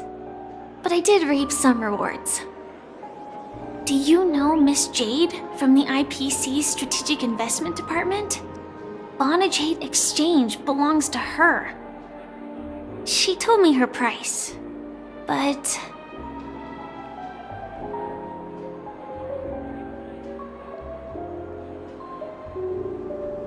No. But what she wanted wasn't my answer either. Of course, I want to live on. But... what fate owes me? I want it paid back, not passed on. No one else should be involved because this is a grudge between me and fate. Speaking of which, actually, I feel that I still owe you a formal apology for that matter with the performer of the Iris family. Even the smallest of lies can turn into a betrayal as sharp as a blade. I'm sorry. Really? Then it seems what Kafka taught me was correct. To me, hiding is much easier than being honest. Yet, I still want to try expressing my emotions as any ordinary person would. It's that girl! Get moving! Arrest that criminal before the Charmony Festival's opening ceremony starts! I can't believe they've chased me this far. Looks like we have to say our goodbyes. Don't worry about me, just go and enjoy the ceremony. The script hasn't reached its end yet.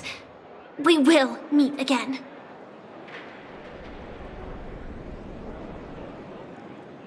I hope she's okay.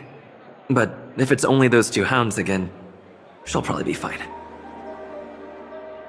I'll send a message later to check in on her. Let's go attend the Charmony Festival first.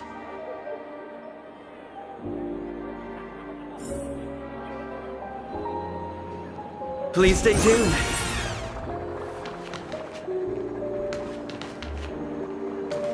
Let's take a seat here. Everything is settled. But there's still some time left. Maybe I should take a walk? Forget it. I've done enough walking around already. Let's take a seat and rest for a while.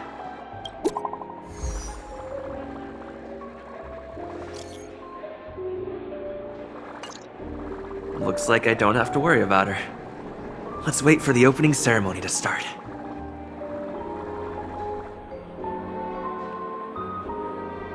Wow! It's Miss Miss Robin! Hey, Miss Robin! Hey, Miss Hey, Robin! over here, Miss Robin! Miss Robin! Miss Robin! Miss Robin! Miss Robin! There it is, Miss Robin! Glory to the family! Glory to the family! I'm your biggest fan, Miss Robin!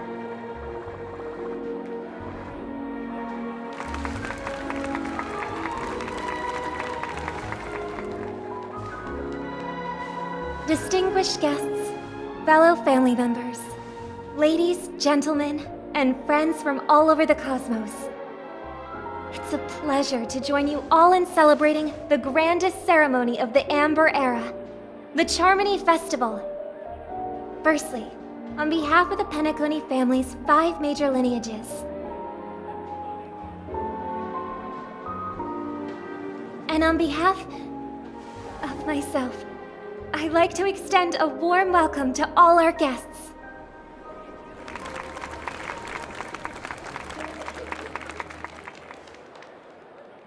As you all may have noticed, this year's Charmony Festival is far from regular.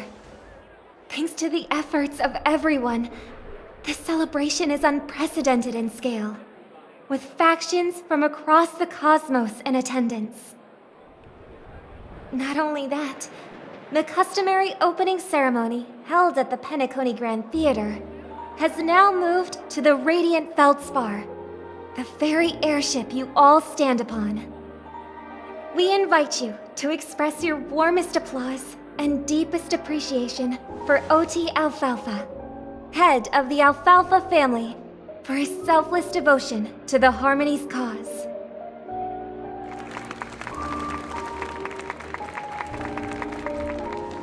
What makes this festival so uniquely significant?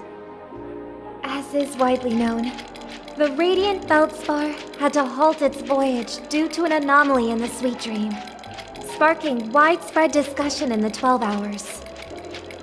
Thanks to the hard work of Penacony's internal and external factions, we've finally gotten the dreamscape back on track, just in time for the Charmony Festival. And as they say, good things come in pairs. The Charmony Festival not only celebrates this achievement, but also marks the relaunch of the Radiant Feldspar. And finally, the last reason. Does everyone remember the Watchmaker? In truth, the family has poured their efforts into this festival just to commemorate this legendary luminary. The father of Penacony, Mikhail Chard Legwork, one of the legendary Nameless who laid the foundations of Penacony.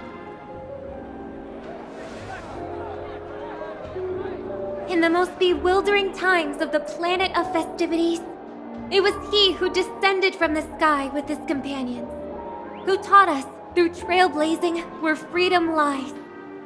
It was also they who led the vanguard in the pioneering of the dreamscape, in exchange for what is now known as the Paradise of Harmony. It can be said that Penacony's splendid success today is deeply rooted in the trailblazing ethos the Watchmaker planted within us. Only by honoring this trailblazing spirit can we fulfill our mission and spread harmony to a broader audience. Aw, that's so nice of her. She's talking about us.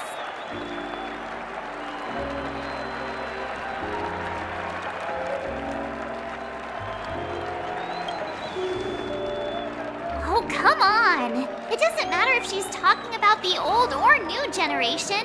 We're all still part of the Astral Express family. And now, the Sweet Dream is back on track. All thanks to the Trailblaze, of course. If it weren't for everyone on the Astral Express, we wouldn't be able to successfully host this Charmony Festival.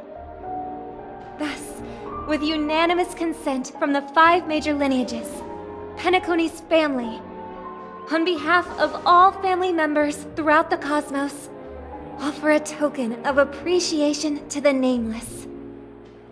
Oh, I wonder if it's gonna be a big one.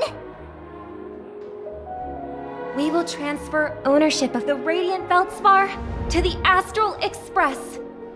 A meager appreciation that we hope you will accept with grace. Let us gift our applause and cheers to these brave and dauntless Nameless. Nameless! Nameless! Nameless! And now, I propose a toast. To harmony, to the Trailblaze, to the future of Penacony and the universe, and to the generous Alfalfa family head, Mr. O.T. Alfalfa. Cheers! Cheers!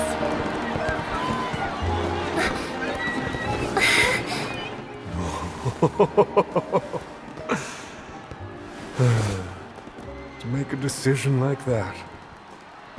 This little bird is no less capable than her brother.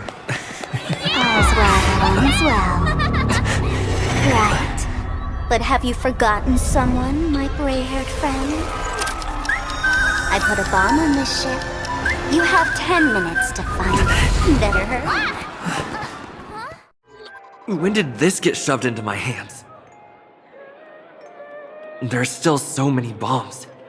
Now's not the time for plot twists. I can't handle this alone. Time to create a group and inform everyone.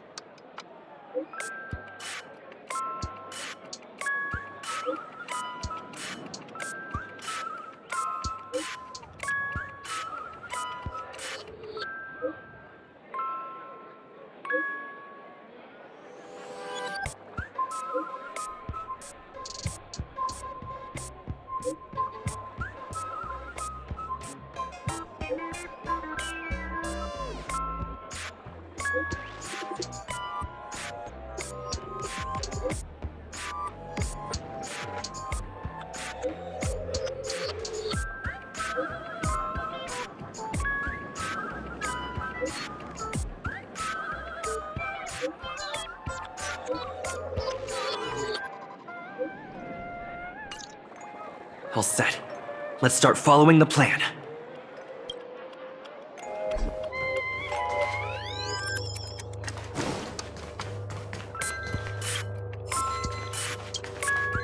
You finally arrived, oh great gray-haired little one. I'm the constable around these parts, and right now, I'm posing as a bomb. This is called foreshadowing. All right, now that you've found me, it's my turn to complete my mission. Next, I'll count down from 5 and then explode. 5, 4, 1.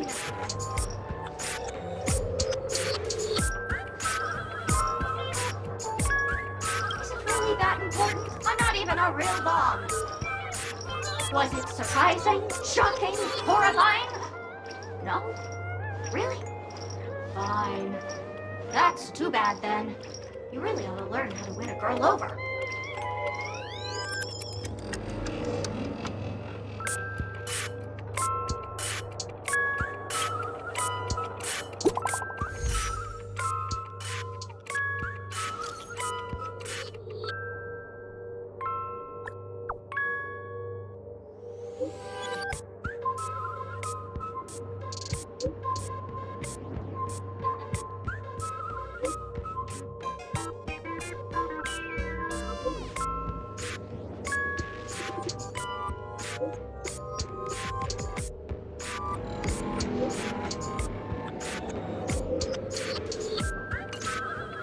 At least I made some progress.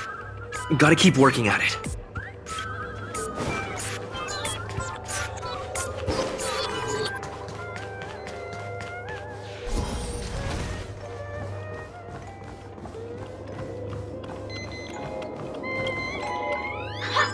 We meet again.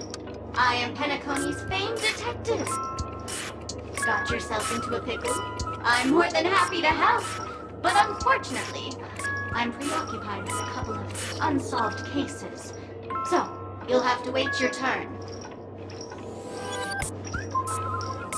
Bob. Right. It completely slipped my mind. Dr. Boom specializes in explosives. I need your help, mister. You've had quite a few run-ins with Dr. Boom. And with the recent bomb situation, you're bound to find evidence that proves Dr. Boom is the killer. The first case is the So Glad factory arson case. We found a hammer, a doll, and half a liter of unidentified fluid at the scene of the crime. Our forensics results showed it's a red herring. The second case is the Blue Hour auction robbery. A gang of masked thugs broke in, stole a fragment of the Astral Express, and left behind a large hammer, a doll, and a half-dead red herring at the scene. Those are all the details. The way I see it, there must be a link between these two cases that will be the key to exposing Dr. Boom. I trust in your deduction. Which piece of evidence do you think is the deciding one?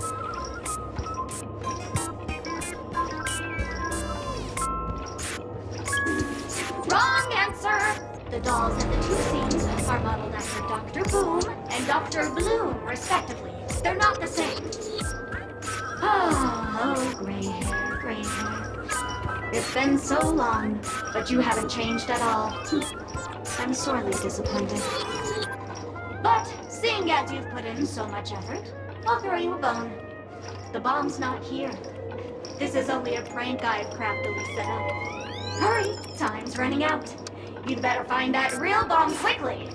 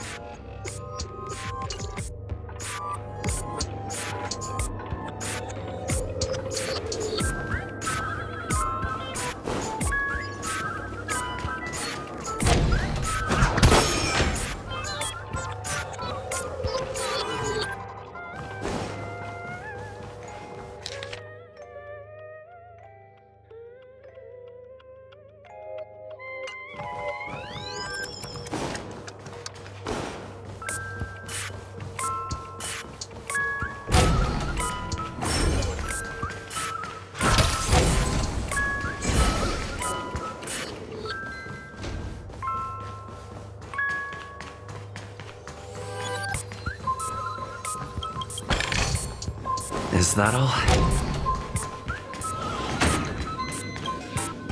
Hello, I'm a bomb. There's still some time before I explode, so you can take a look around first. Diffuse? No problem. Executing self-diffusing program. This won't take long. Now playing Never Give Up, Never Surrender by the trending superstar Ask Rickley from the Epsilon 12 system. Oh, hang on. Penacony's family have not purchased the rights to this song. We can't play it here. How about this? I'll recite it for you. Next up, please enjoy a recital of Never Give Up, Never Surrender. Oh, aha! If you ask me how I feel about you, don't tell me that you pretend not to see. They will never give you up, never make you sad. They will never give you up, never make you cry. They will never say goodbye to you, never tell lies to hurt you. Praise, aha!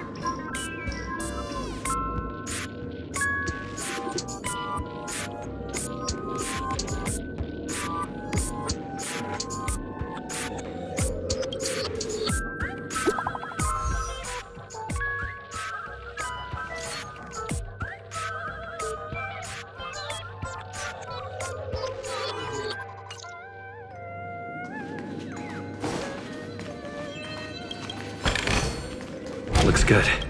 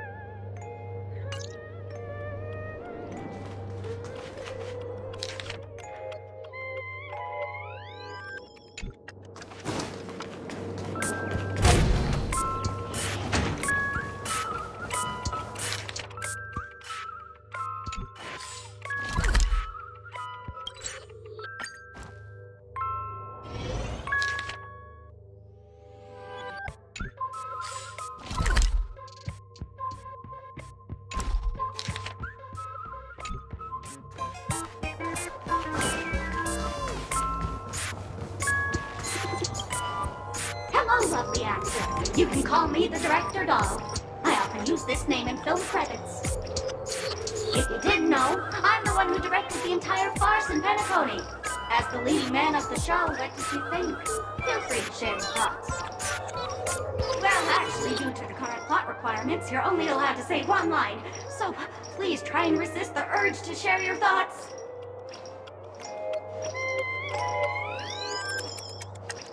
Really? You really have no questions? Okay then, what a pity. Since you're done asking questions and I'm done answering, according to the script, I must reveal to you the fact that there's no bomb here at all, thus causing you to want to kick yourself for spending this whole time listening to me prattling on, after which we will part ways. But don't fret, I've also prepared a gift for you. A dream bubble that has the thrilling life and death moments I shared with the beautiful memo keeper. If you haven't seen it yet, you should hurry up and look for Dr. Edward.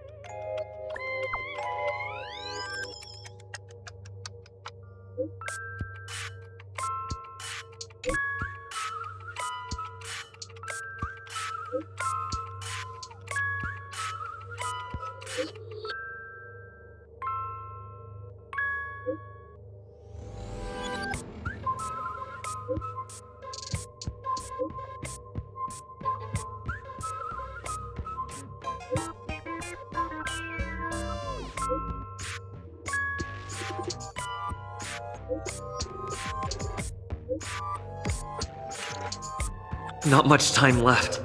I hope I make it.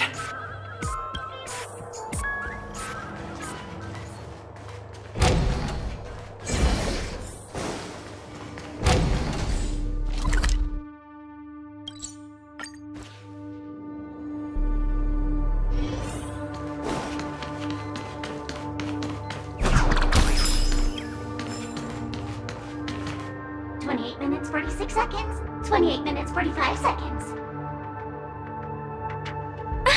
You're here!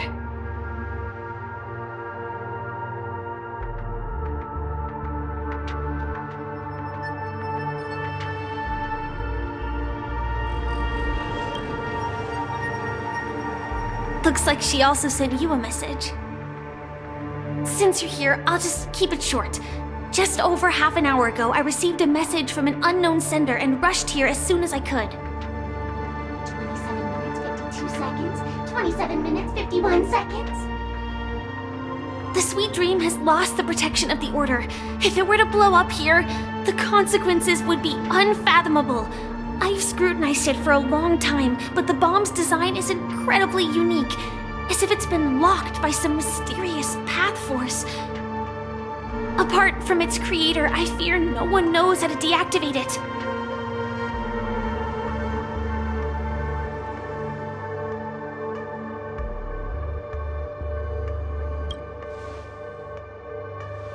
It's difficult. Time is running out, and she's a master of disguise. And even if we catch her, she won't come quietly.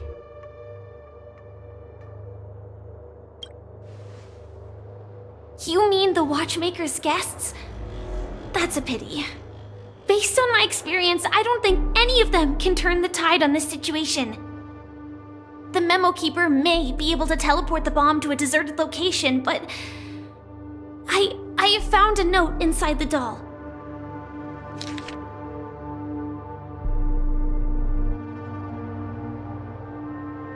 I don't know what grudges they have, but this path is a dead end, too.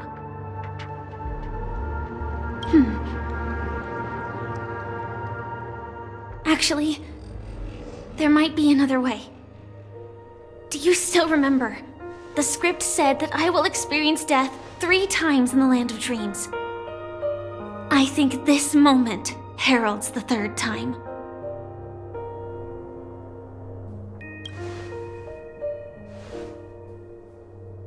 You may already know that I have no way of evoking dreams. I employ a Stellaron Hunter's special method in order to enter dreams instead. This allows me to perform feats that typical dream chasers can't. As long as I can bear the pain of the Memoria pressure, I'll be able to dive into the primal memory zone beyond the dream and extend a lifeline to the Radiant Feldspar. I will take this bomb into the depths of the dreamscape, as deep as possible where there are no living souls around. That way, at least no one will get hurt.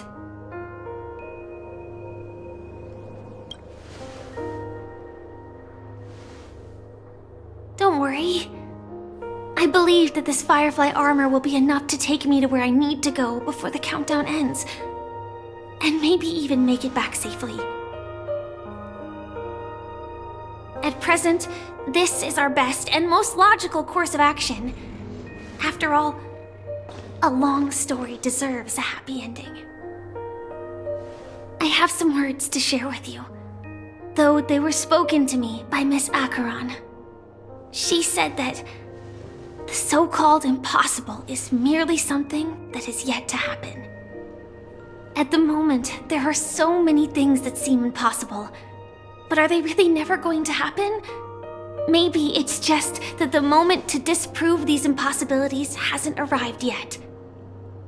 Whether it be a literal ending, suffering akin to death, or a harrowing deathscape. Before the appointed destination arrives, they are all the same. Yet I can still make myriad choices. I also firmly believe that when that moment arrives for us to make a choice, the answer to our end will already be within our hearts. It is not destiny that shapes us, but we who shape destiny. The Astral Express and the Stellaron Hunters are like light and shadow. We walk on different paths, intertwined, moving forward and growing together. Maybe the end is predestined, but it is not today. Since things are going too well. Let's speed up the countdown. Human life is short, just like fireflies to a flame. So if you have an answer in your heart, always remember, don't leave with any regrets. We have this right, don't we?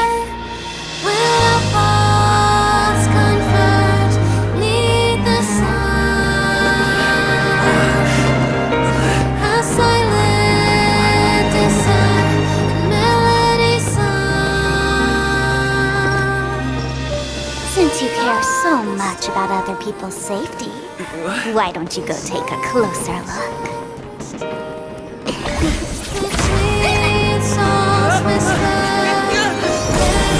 You see, everything is possible in this land of dreams. We each came here with our own goals and realized them in unimaginable ways. Regardless if the result was a sweet illusion or a bitter reality. It was an answer we longed for, day and night. So, why do people choose to slumber? I think it's as you said. Because in the end, we will wake up from our dreams.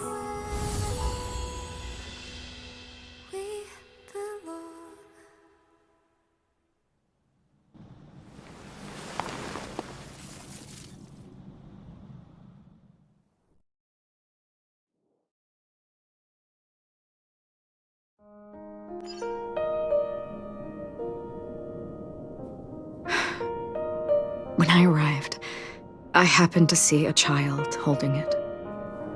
He said the flowers were prepared by Aunt Jessie for the watchmaker and the war comrade he'd missed his whole life. Mikhail would place 2 bunches of flowers here year after year. And after he left, it became 3. Your wishes will always be remembered by someone. Now, Penacony, as you hoped, has welcomed the dawn after a long, dark night. The path forward may not be a bed of roses, but at least people are prepared to step forth towards freedom. Tiernan, you can go home now. While the Nameless are also preparing for the next stop of their voyage.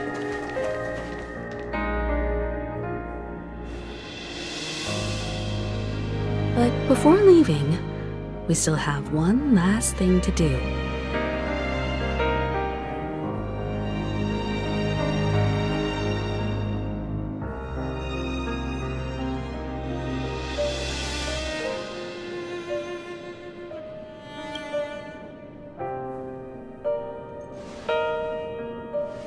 It is my honor. I've said many goodbyes. Yet I am glad that this is the first time I speak these words with a smile. But before leaving, I'm sure you all have plenty to say to the Nameless of the past. A fitting end to the tale of the departed. One could not ask for a better farewell. Go on. They're all here.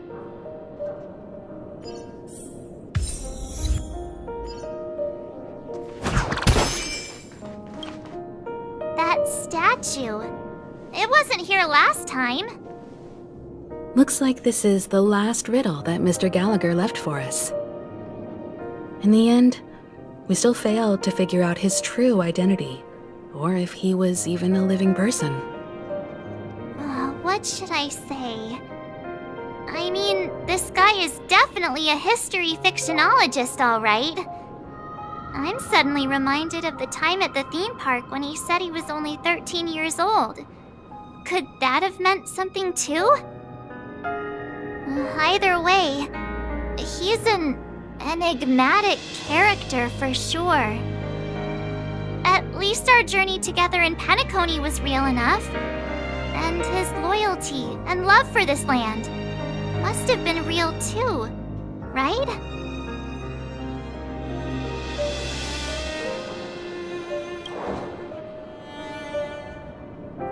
Gallagher, we raise a toast to you, the slumbering hound. To the festival's invitation, to all lies and the singular truth.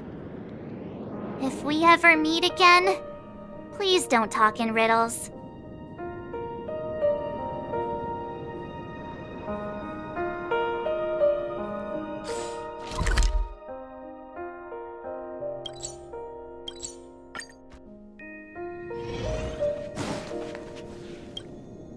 Is the Astro Express ready to depart Penacony? Apologies, Mr. Mika, that we are only now bidding you farewell. Oh, that's all right. You've all done so much for the Watchmaker, and we are forever indebted. Allow me, as the representative of Dreamflux Reef, to make another toast to all the nameless. What will the people of Dreamflux Reef do now? Many will continue to live here. Those accustomed to being awake will mostly have a hard time getting used to a life of darkness with their eyes closed. Though the order has faded, there must be someone to watch over this primal memory zone. Penacony's nights are long, and there are many who are still far from a good night's sleep. As for the sweet dream over there, we're still managing without it, aren't we? Mika and residents of Dreamflux Reef, we raise a toast to you, watchers of the long dream. To your tenacity throughout time, to each sorrowful night, and to the dawn that is finally upon us.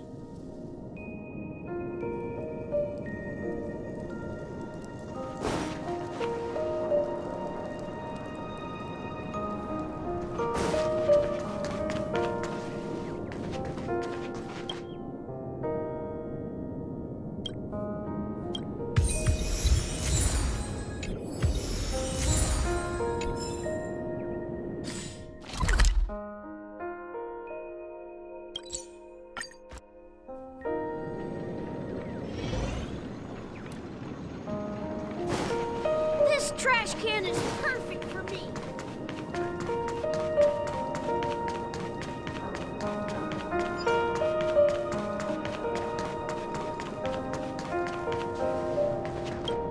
A fitting end to the tale of the departed. One could not ask for a better farewell. Go on. They're all here.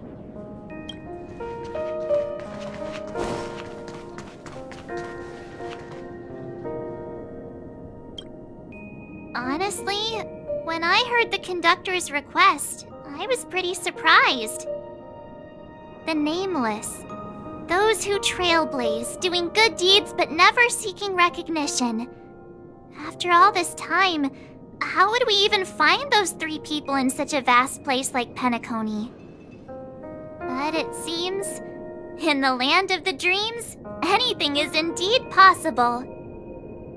History may not remember the names of the dead, but the stars will attest to their journeys. The first glimmer of light in the prolonged night often illuminates little, as it is fleeting in the darkness too vast. But because of this, people will remember. As long as something shines in the night sky, then when the first star falls, countless more will follow, streaking across the horizon.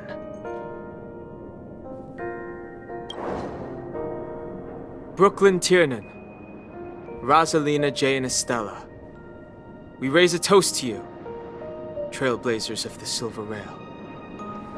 A toast to history that no longer remains silent. The passionate and courageous pursuit, and a voyage that traverses the stars.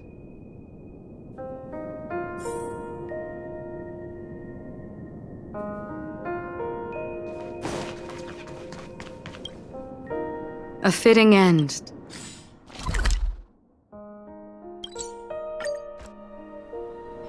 Please stay tuned.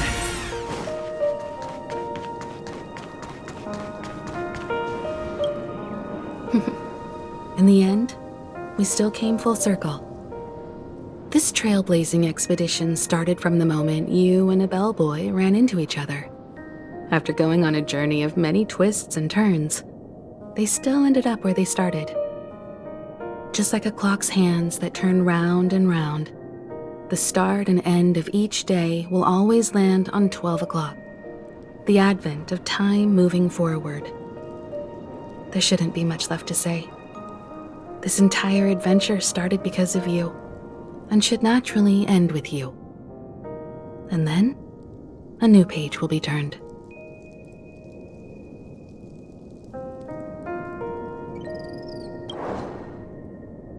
Mikhail Char Legwork, we raise a toast to you, watchmaker of the land of the dreams, nameless of the Astral Express. To Penacony's past, present, future, and the child's unwavering dream unto death. With that, our duty as nameless should be complete, right? The trailblaze can illuminate the way. But ultimately, the future of a world belongs to those who live in it.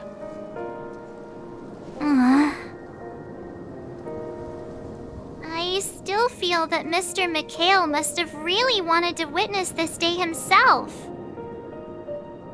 What's on your mind, March? Just a strange feeling. I had it a few stops ago, but it's super strong this time. Why not talk about it? Maybe everyone's thinking the same thing.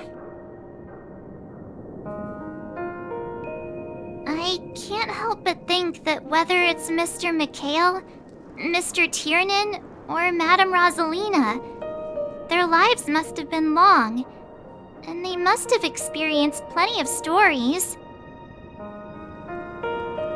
They were also young once, stumbling and bumbling around just like us, getting into scraps and mischief, that sort of stuff.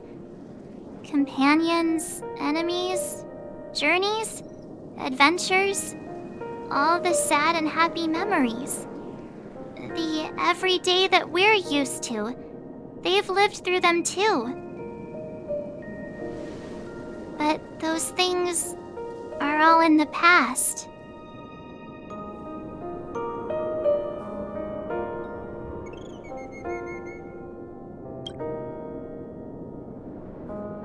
Yeah, maybe that's the precise thing I can't let go of. It'll be easier to understand if I use an analogy. Like when you're reading a book.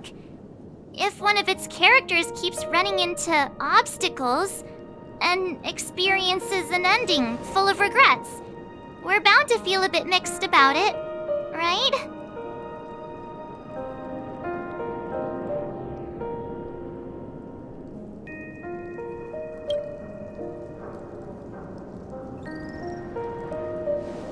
Because we've seen every nook and cranny of their lives, we see these people as special. So, even if there are parts of it that aren't really realistic nor logical, we still hope that their story gets a good ending when it comes. But what if they and we aren't really that special? When Mr. Mikhail sat in this chair, waiting for the Astral Express to arrive every day, what was he thinking? And if, at the end of his life, he could still firmly say he had no regrets, then what is this regret we feel in our hearts right now? I think each and every one of us is searching for the answer to this very question. The universe is vast, and our lives are but specks. The trailblaze never ends, but against the backdrop of the cosmos, the average person's lifelong journey is merely a short stretch. But it is in this minuscule distance that paths cross and countless worlds connect. The universe may not remember every person who leaves a tie along the silver rail, but we will. As long as we remember, their stories will never end. And what Mr. McHale has left for us is his answer to this very question. It may not be perfect, but it left a smile on this storied, jaded old Nameless's face at the end of his life. And its meaning will be interpreted by those who come after us. It's not the answer that's important, but what we can learn from others' answers, right? This is what trailblazing is. Sure. I'm really sorry for bringing down the vibe. Quick, Don Hung, tell us a dad joke to lighten the mood.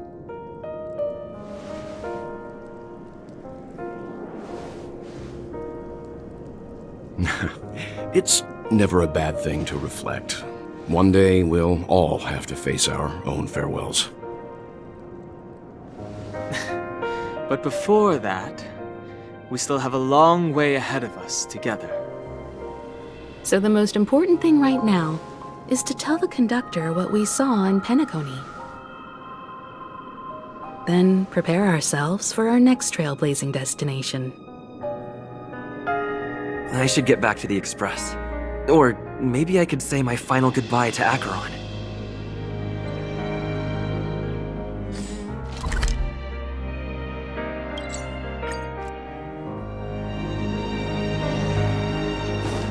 This trash can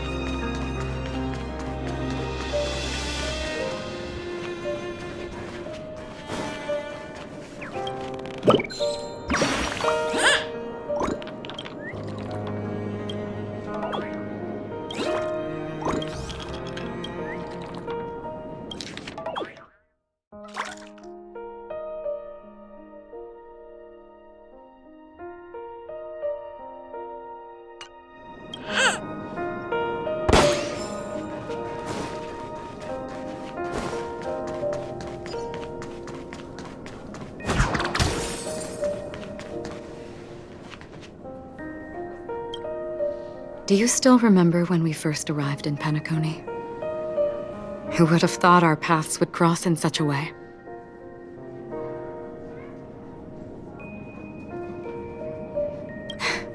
Come to think of it, I didn't even get a chance to formally introduce myself.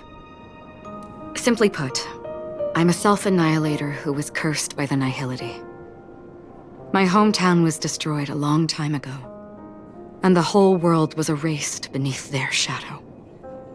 In order to fight against the cruel end of self-destruction, I went on a journey, in search of a way to sever the chains of the Nihility. After a long and grueling search, I am convinced that my destination lies within the depths of the dark web, where reality and the Nihility are separate. In there lurks a secret called Device 9. One day, I'll reach it. The ocean of stars is vast, and given our destinations, I'm afraid our paths may not cross again. But the trailblazing expedition ahead is always full of unknowns, and my blade is sharp enough to sever fate. As long as we maintain our original resolve, I believe there will come a day where we will meet again.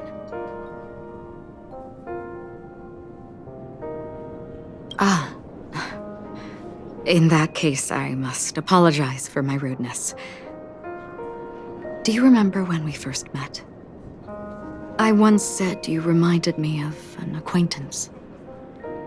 Because of the Self-Annihilator's curse, my memories are stripped away, blurring my past. And after our journey together, what I originally thought were familiar feelings were merely illusions. I believe this was truly our first meeting. What do you mean? It's improbable that you've crossed paths with my past self. What I mean is, there is nothing left to retrace there. Only nihility. I see. You've also had a similar experience? Then you should know that this me and your memory of me are not the same person.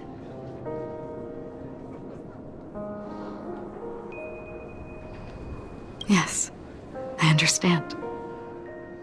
Cherish this moment, for it can help you remember the path you've traveled.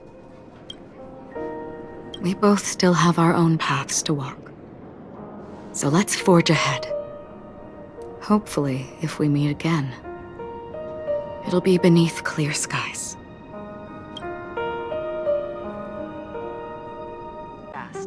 We are here to bring you the latest...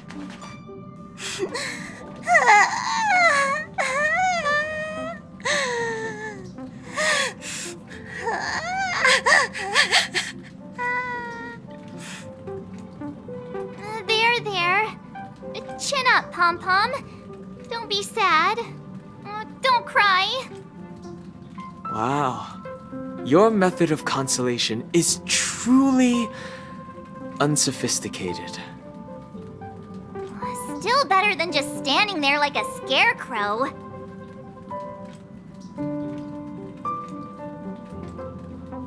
Oh, hey! You're finally back! We told Pom-Pom all about our adventure, and they suddenly started crying. I've never seen Pom-Pom so sad before. The conductor never cries. Pom-Pom is never sad. Pom-Pom is just angry. Yeah, angry. No matter where the express stops, you lot always manage to cause chaos. My well-thought-out timetable completely ignored. If you carry on like this, the express, that's right. Pom-Pom is just angry. It's not because of Misha, Tiernan, Rosalina, and the rest.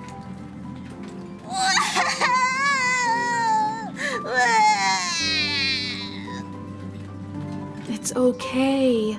Oh, Pom-Pom, just let it all out. Everyone, could you all take a break in the next car? Don't worry. I'll stay here with Pom-Pom. But... Let's go, March.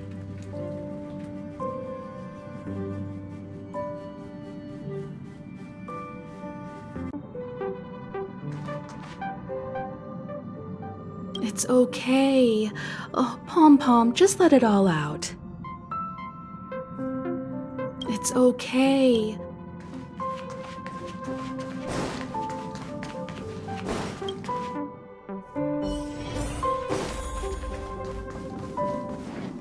I never expected Pom-Pom would be so distraught.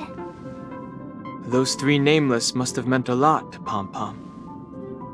No one knows exactly when Pom-Pom boarded the Express, but one can surmise that their journey has been filled with many hellos and goodbyes. Probably more than we can imagine. The fact that they're crying so hard is probably a good sign. It proves that Pom-Pom's emotions haven't become dulled by the grind of time. They still deeply cherish every nameless who has boarded the Express and value every journey shared with them. Leave it to Himiko. When it comes to comforting, there's no one better on the Express.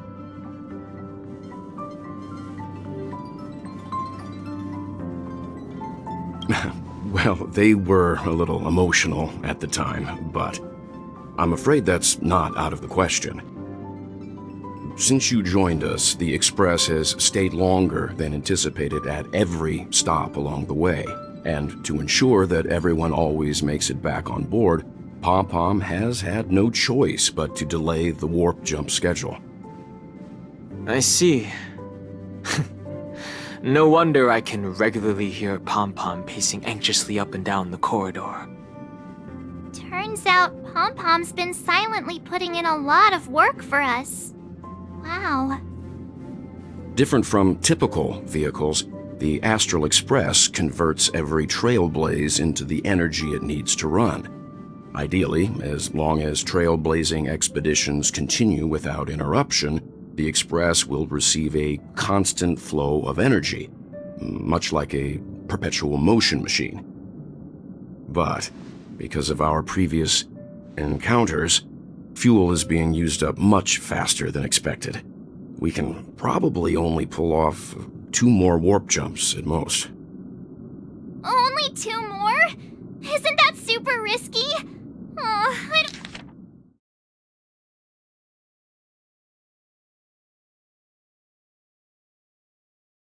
I don't want to become an ice cube floating around in space again! When you put it like that, it doesn't actually sound too bad. But I don't even want to become an adorable ice cube floating around in space again! Which also means that we must prudently consider our next destination. Yes, I've already checked the astral charts. The 2 nearest worlds to us are the oceanic planet of Lushaka and the agate world Melustanen. As for which one we're headed to, that still requires a vote. Or perhaps you might consider a suggestion.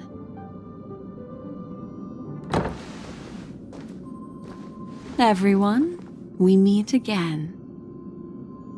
It's you! Why were you just in my room? It's a very cute room, Miss March. Just like you.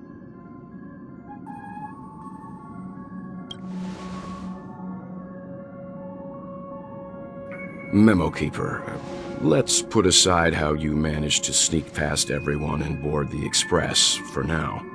You mentioned a suggestion.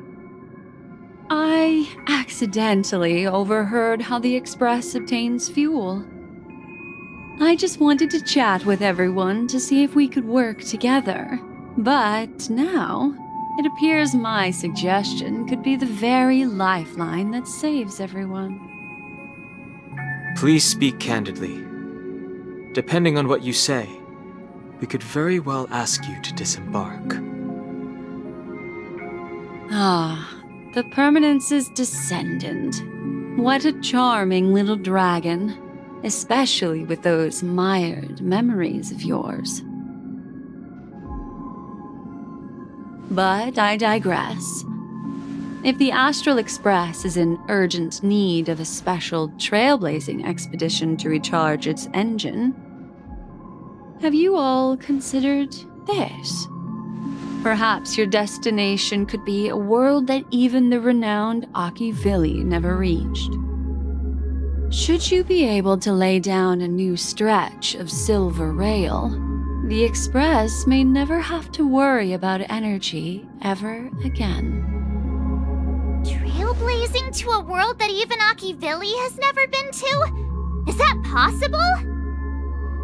Continue, Memo Keeper. This destination of which you speak, what sort of world is it?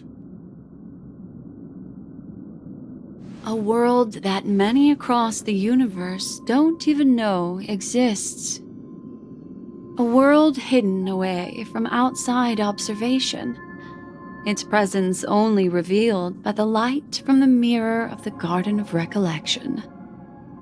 A world fettered by 3 paths, its destiny hanging in the balance.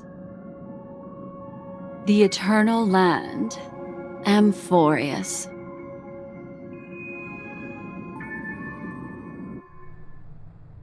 I hope I'm not too late, child.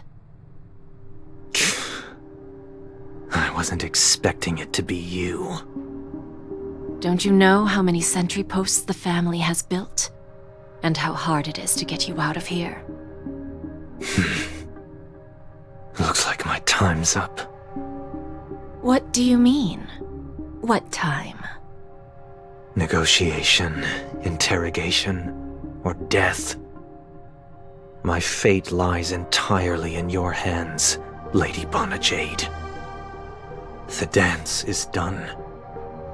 Why bother with the compassionate pretense and give someone who's about to die the chance to talk? Despite your fall from grace, you still look well. I'm very glad to see that you're so full of verve. Do not insult my pride with half-veiled sarcasm. Have you specially come to see me, just to sate your vile vanity? Oh, of course not. I merely came to fulfill your younger sister's wishes. To offer you a generous trade. That is, if you're willing to accept. Robin? To build a true haven where everyone can attain peace. That's the oath between you siblings, isn't it? If I told you there was still a chance to realize this vow, would you be willing to talk to me then?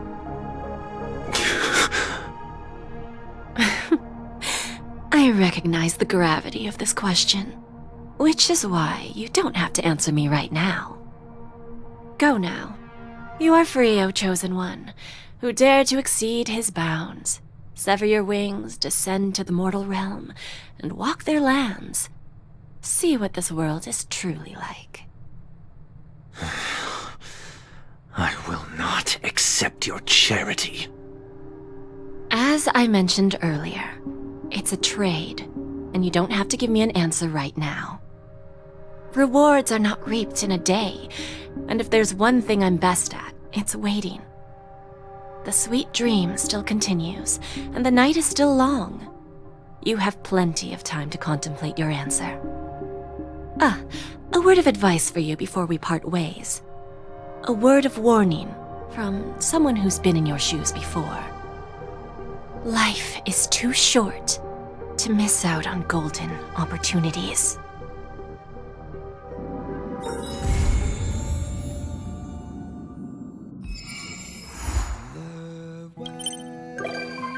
To celebrate, I'll be waiting till we make it the day to celebrate. Nice. I'll be waiting till we make it. Oh.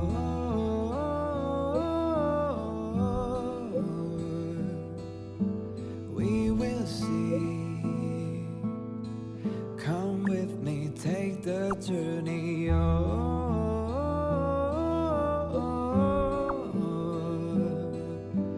We will see. Come with me, take the journey.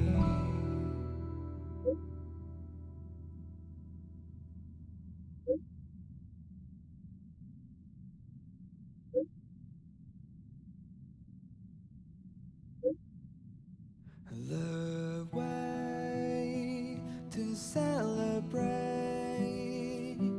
I'll be waiting till we make it the day to celebrate. I'll be waiting till we make it. Oh.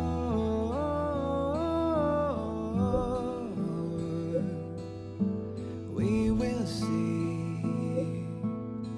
Come with me, take the journey.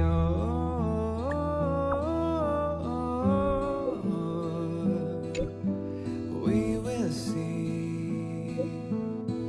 Come with me, take the journey.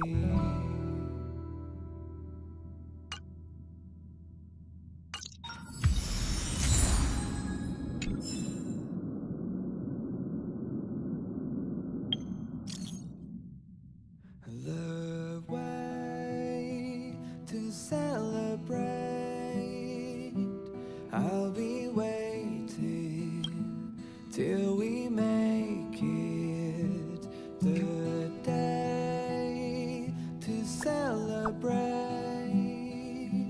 I'll be waiting till we make it. Oh.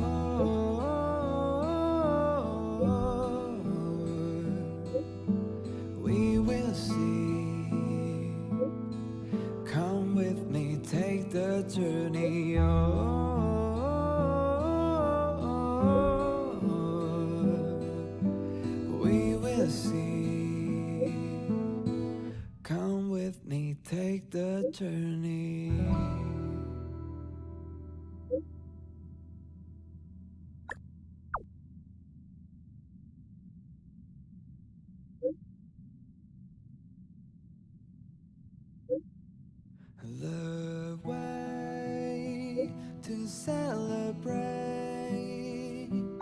I'll be waiting till we make it the day to celebrate.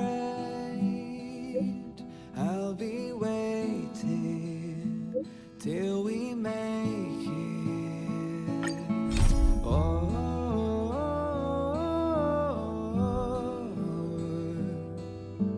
we will see.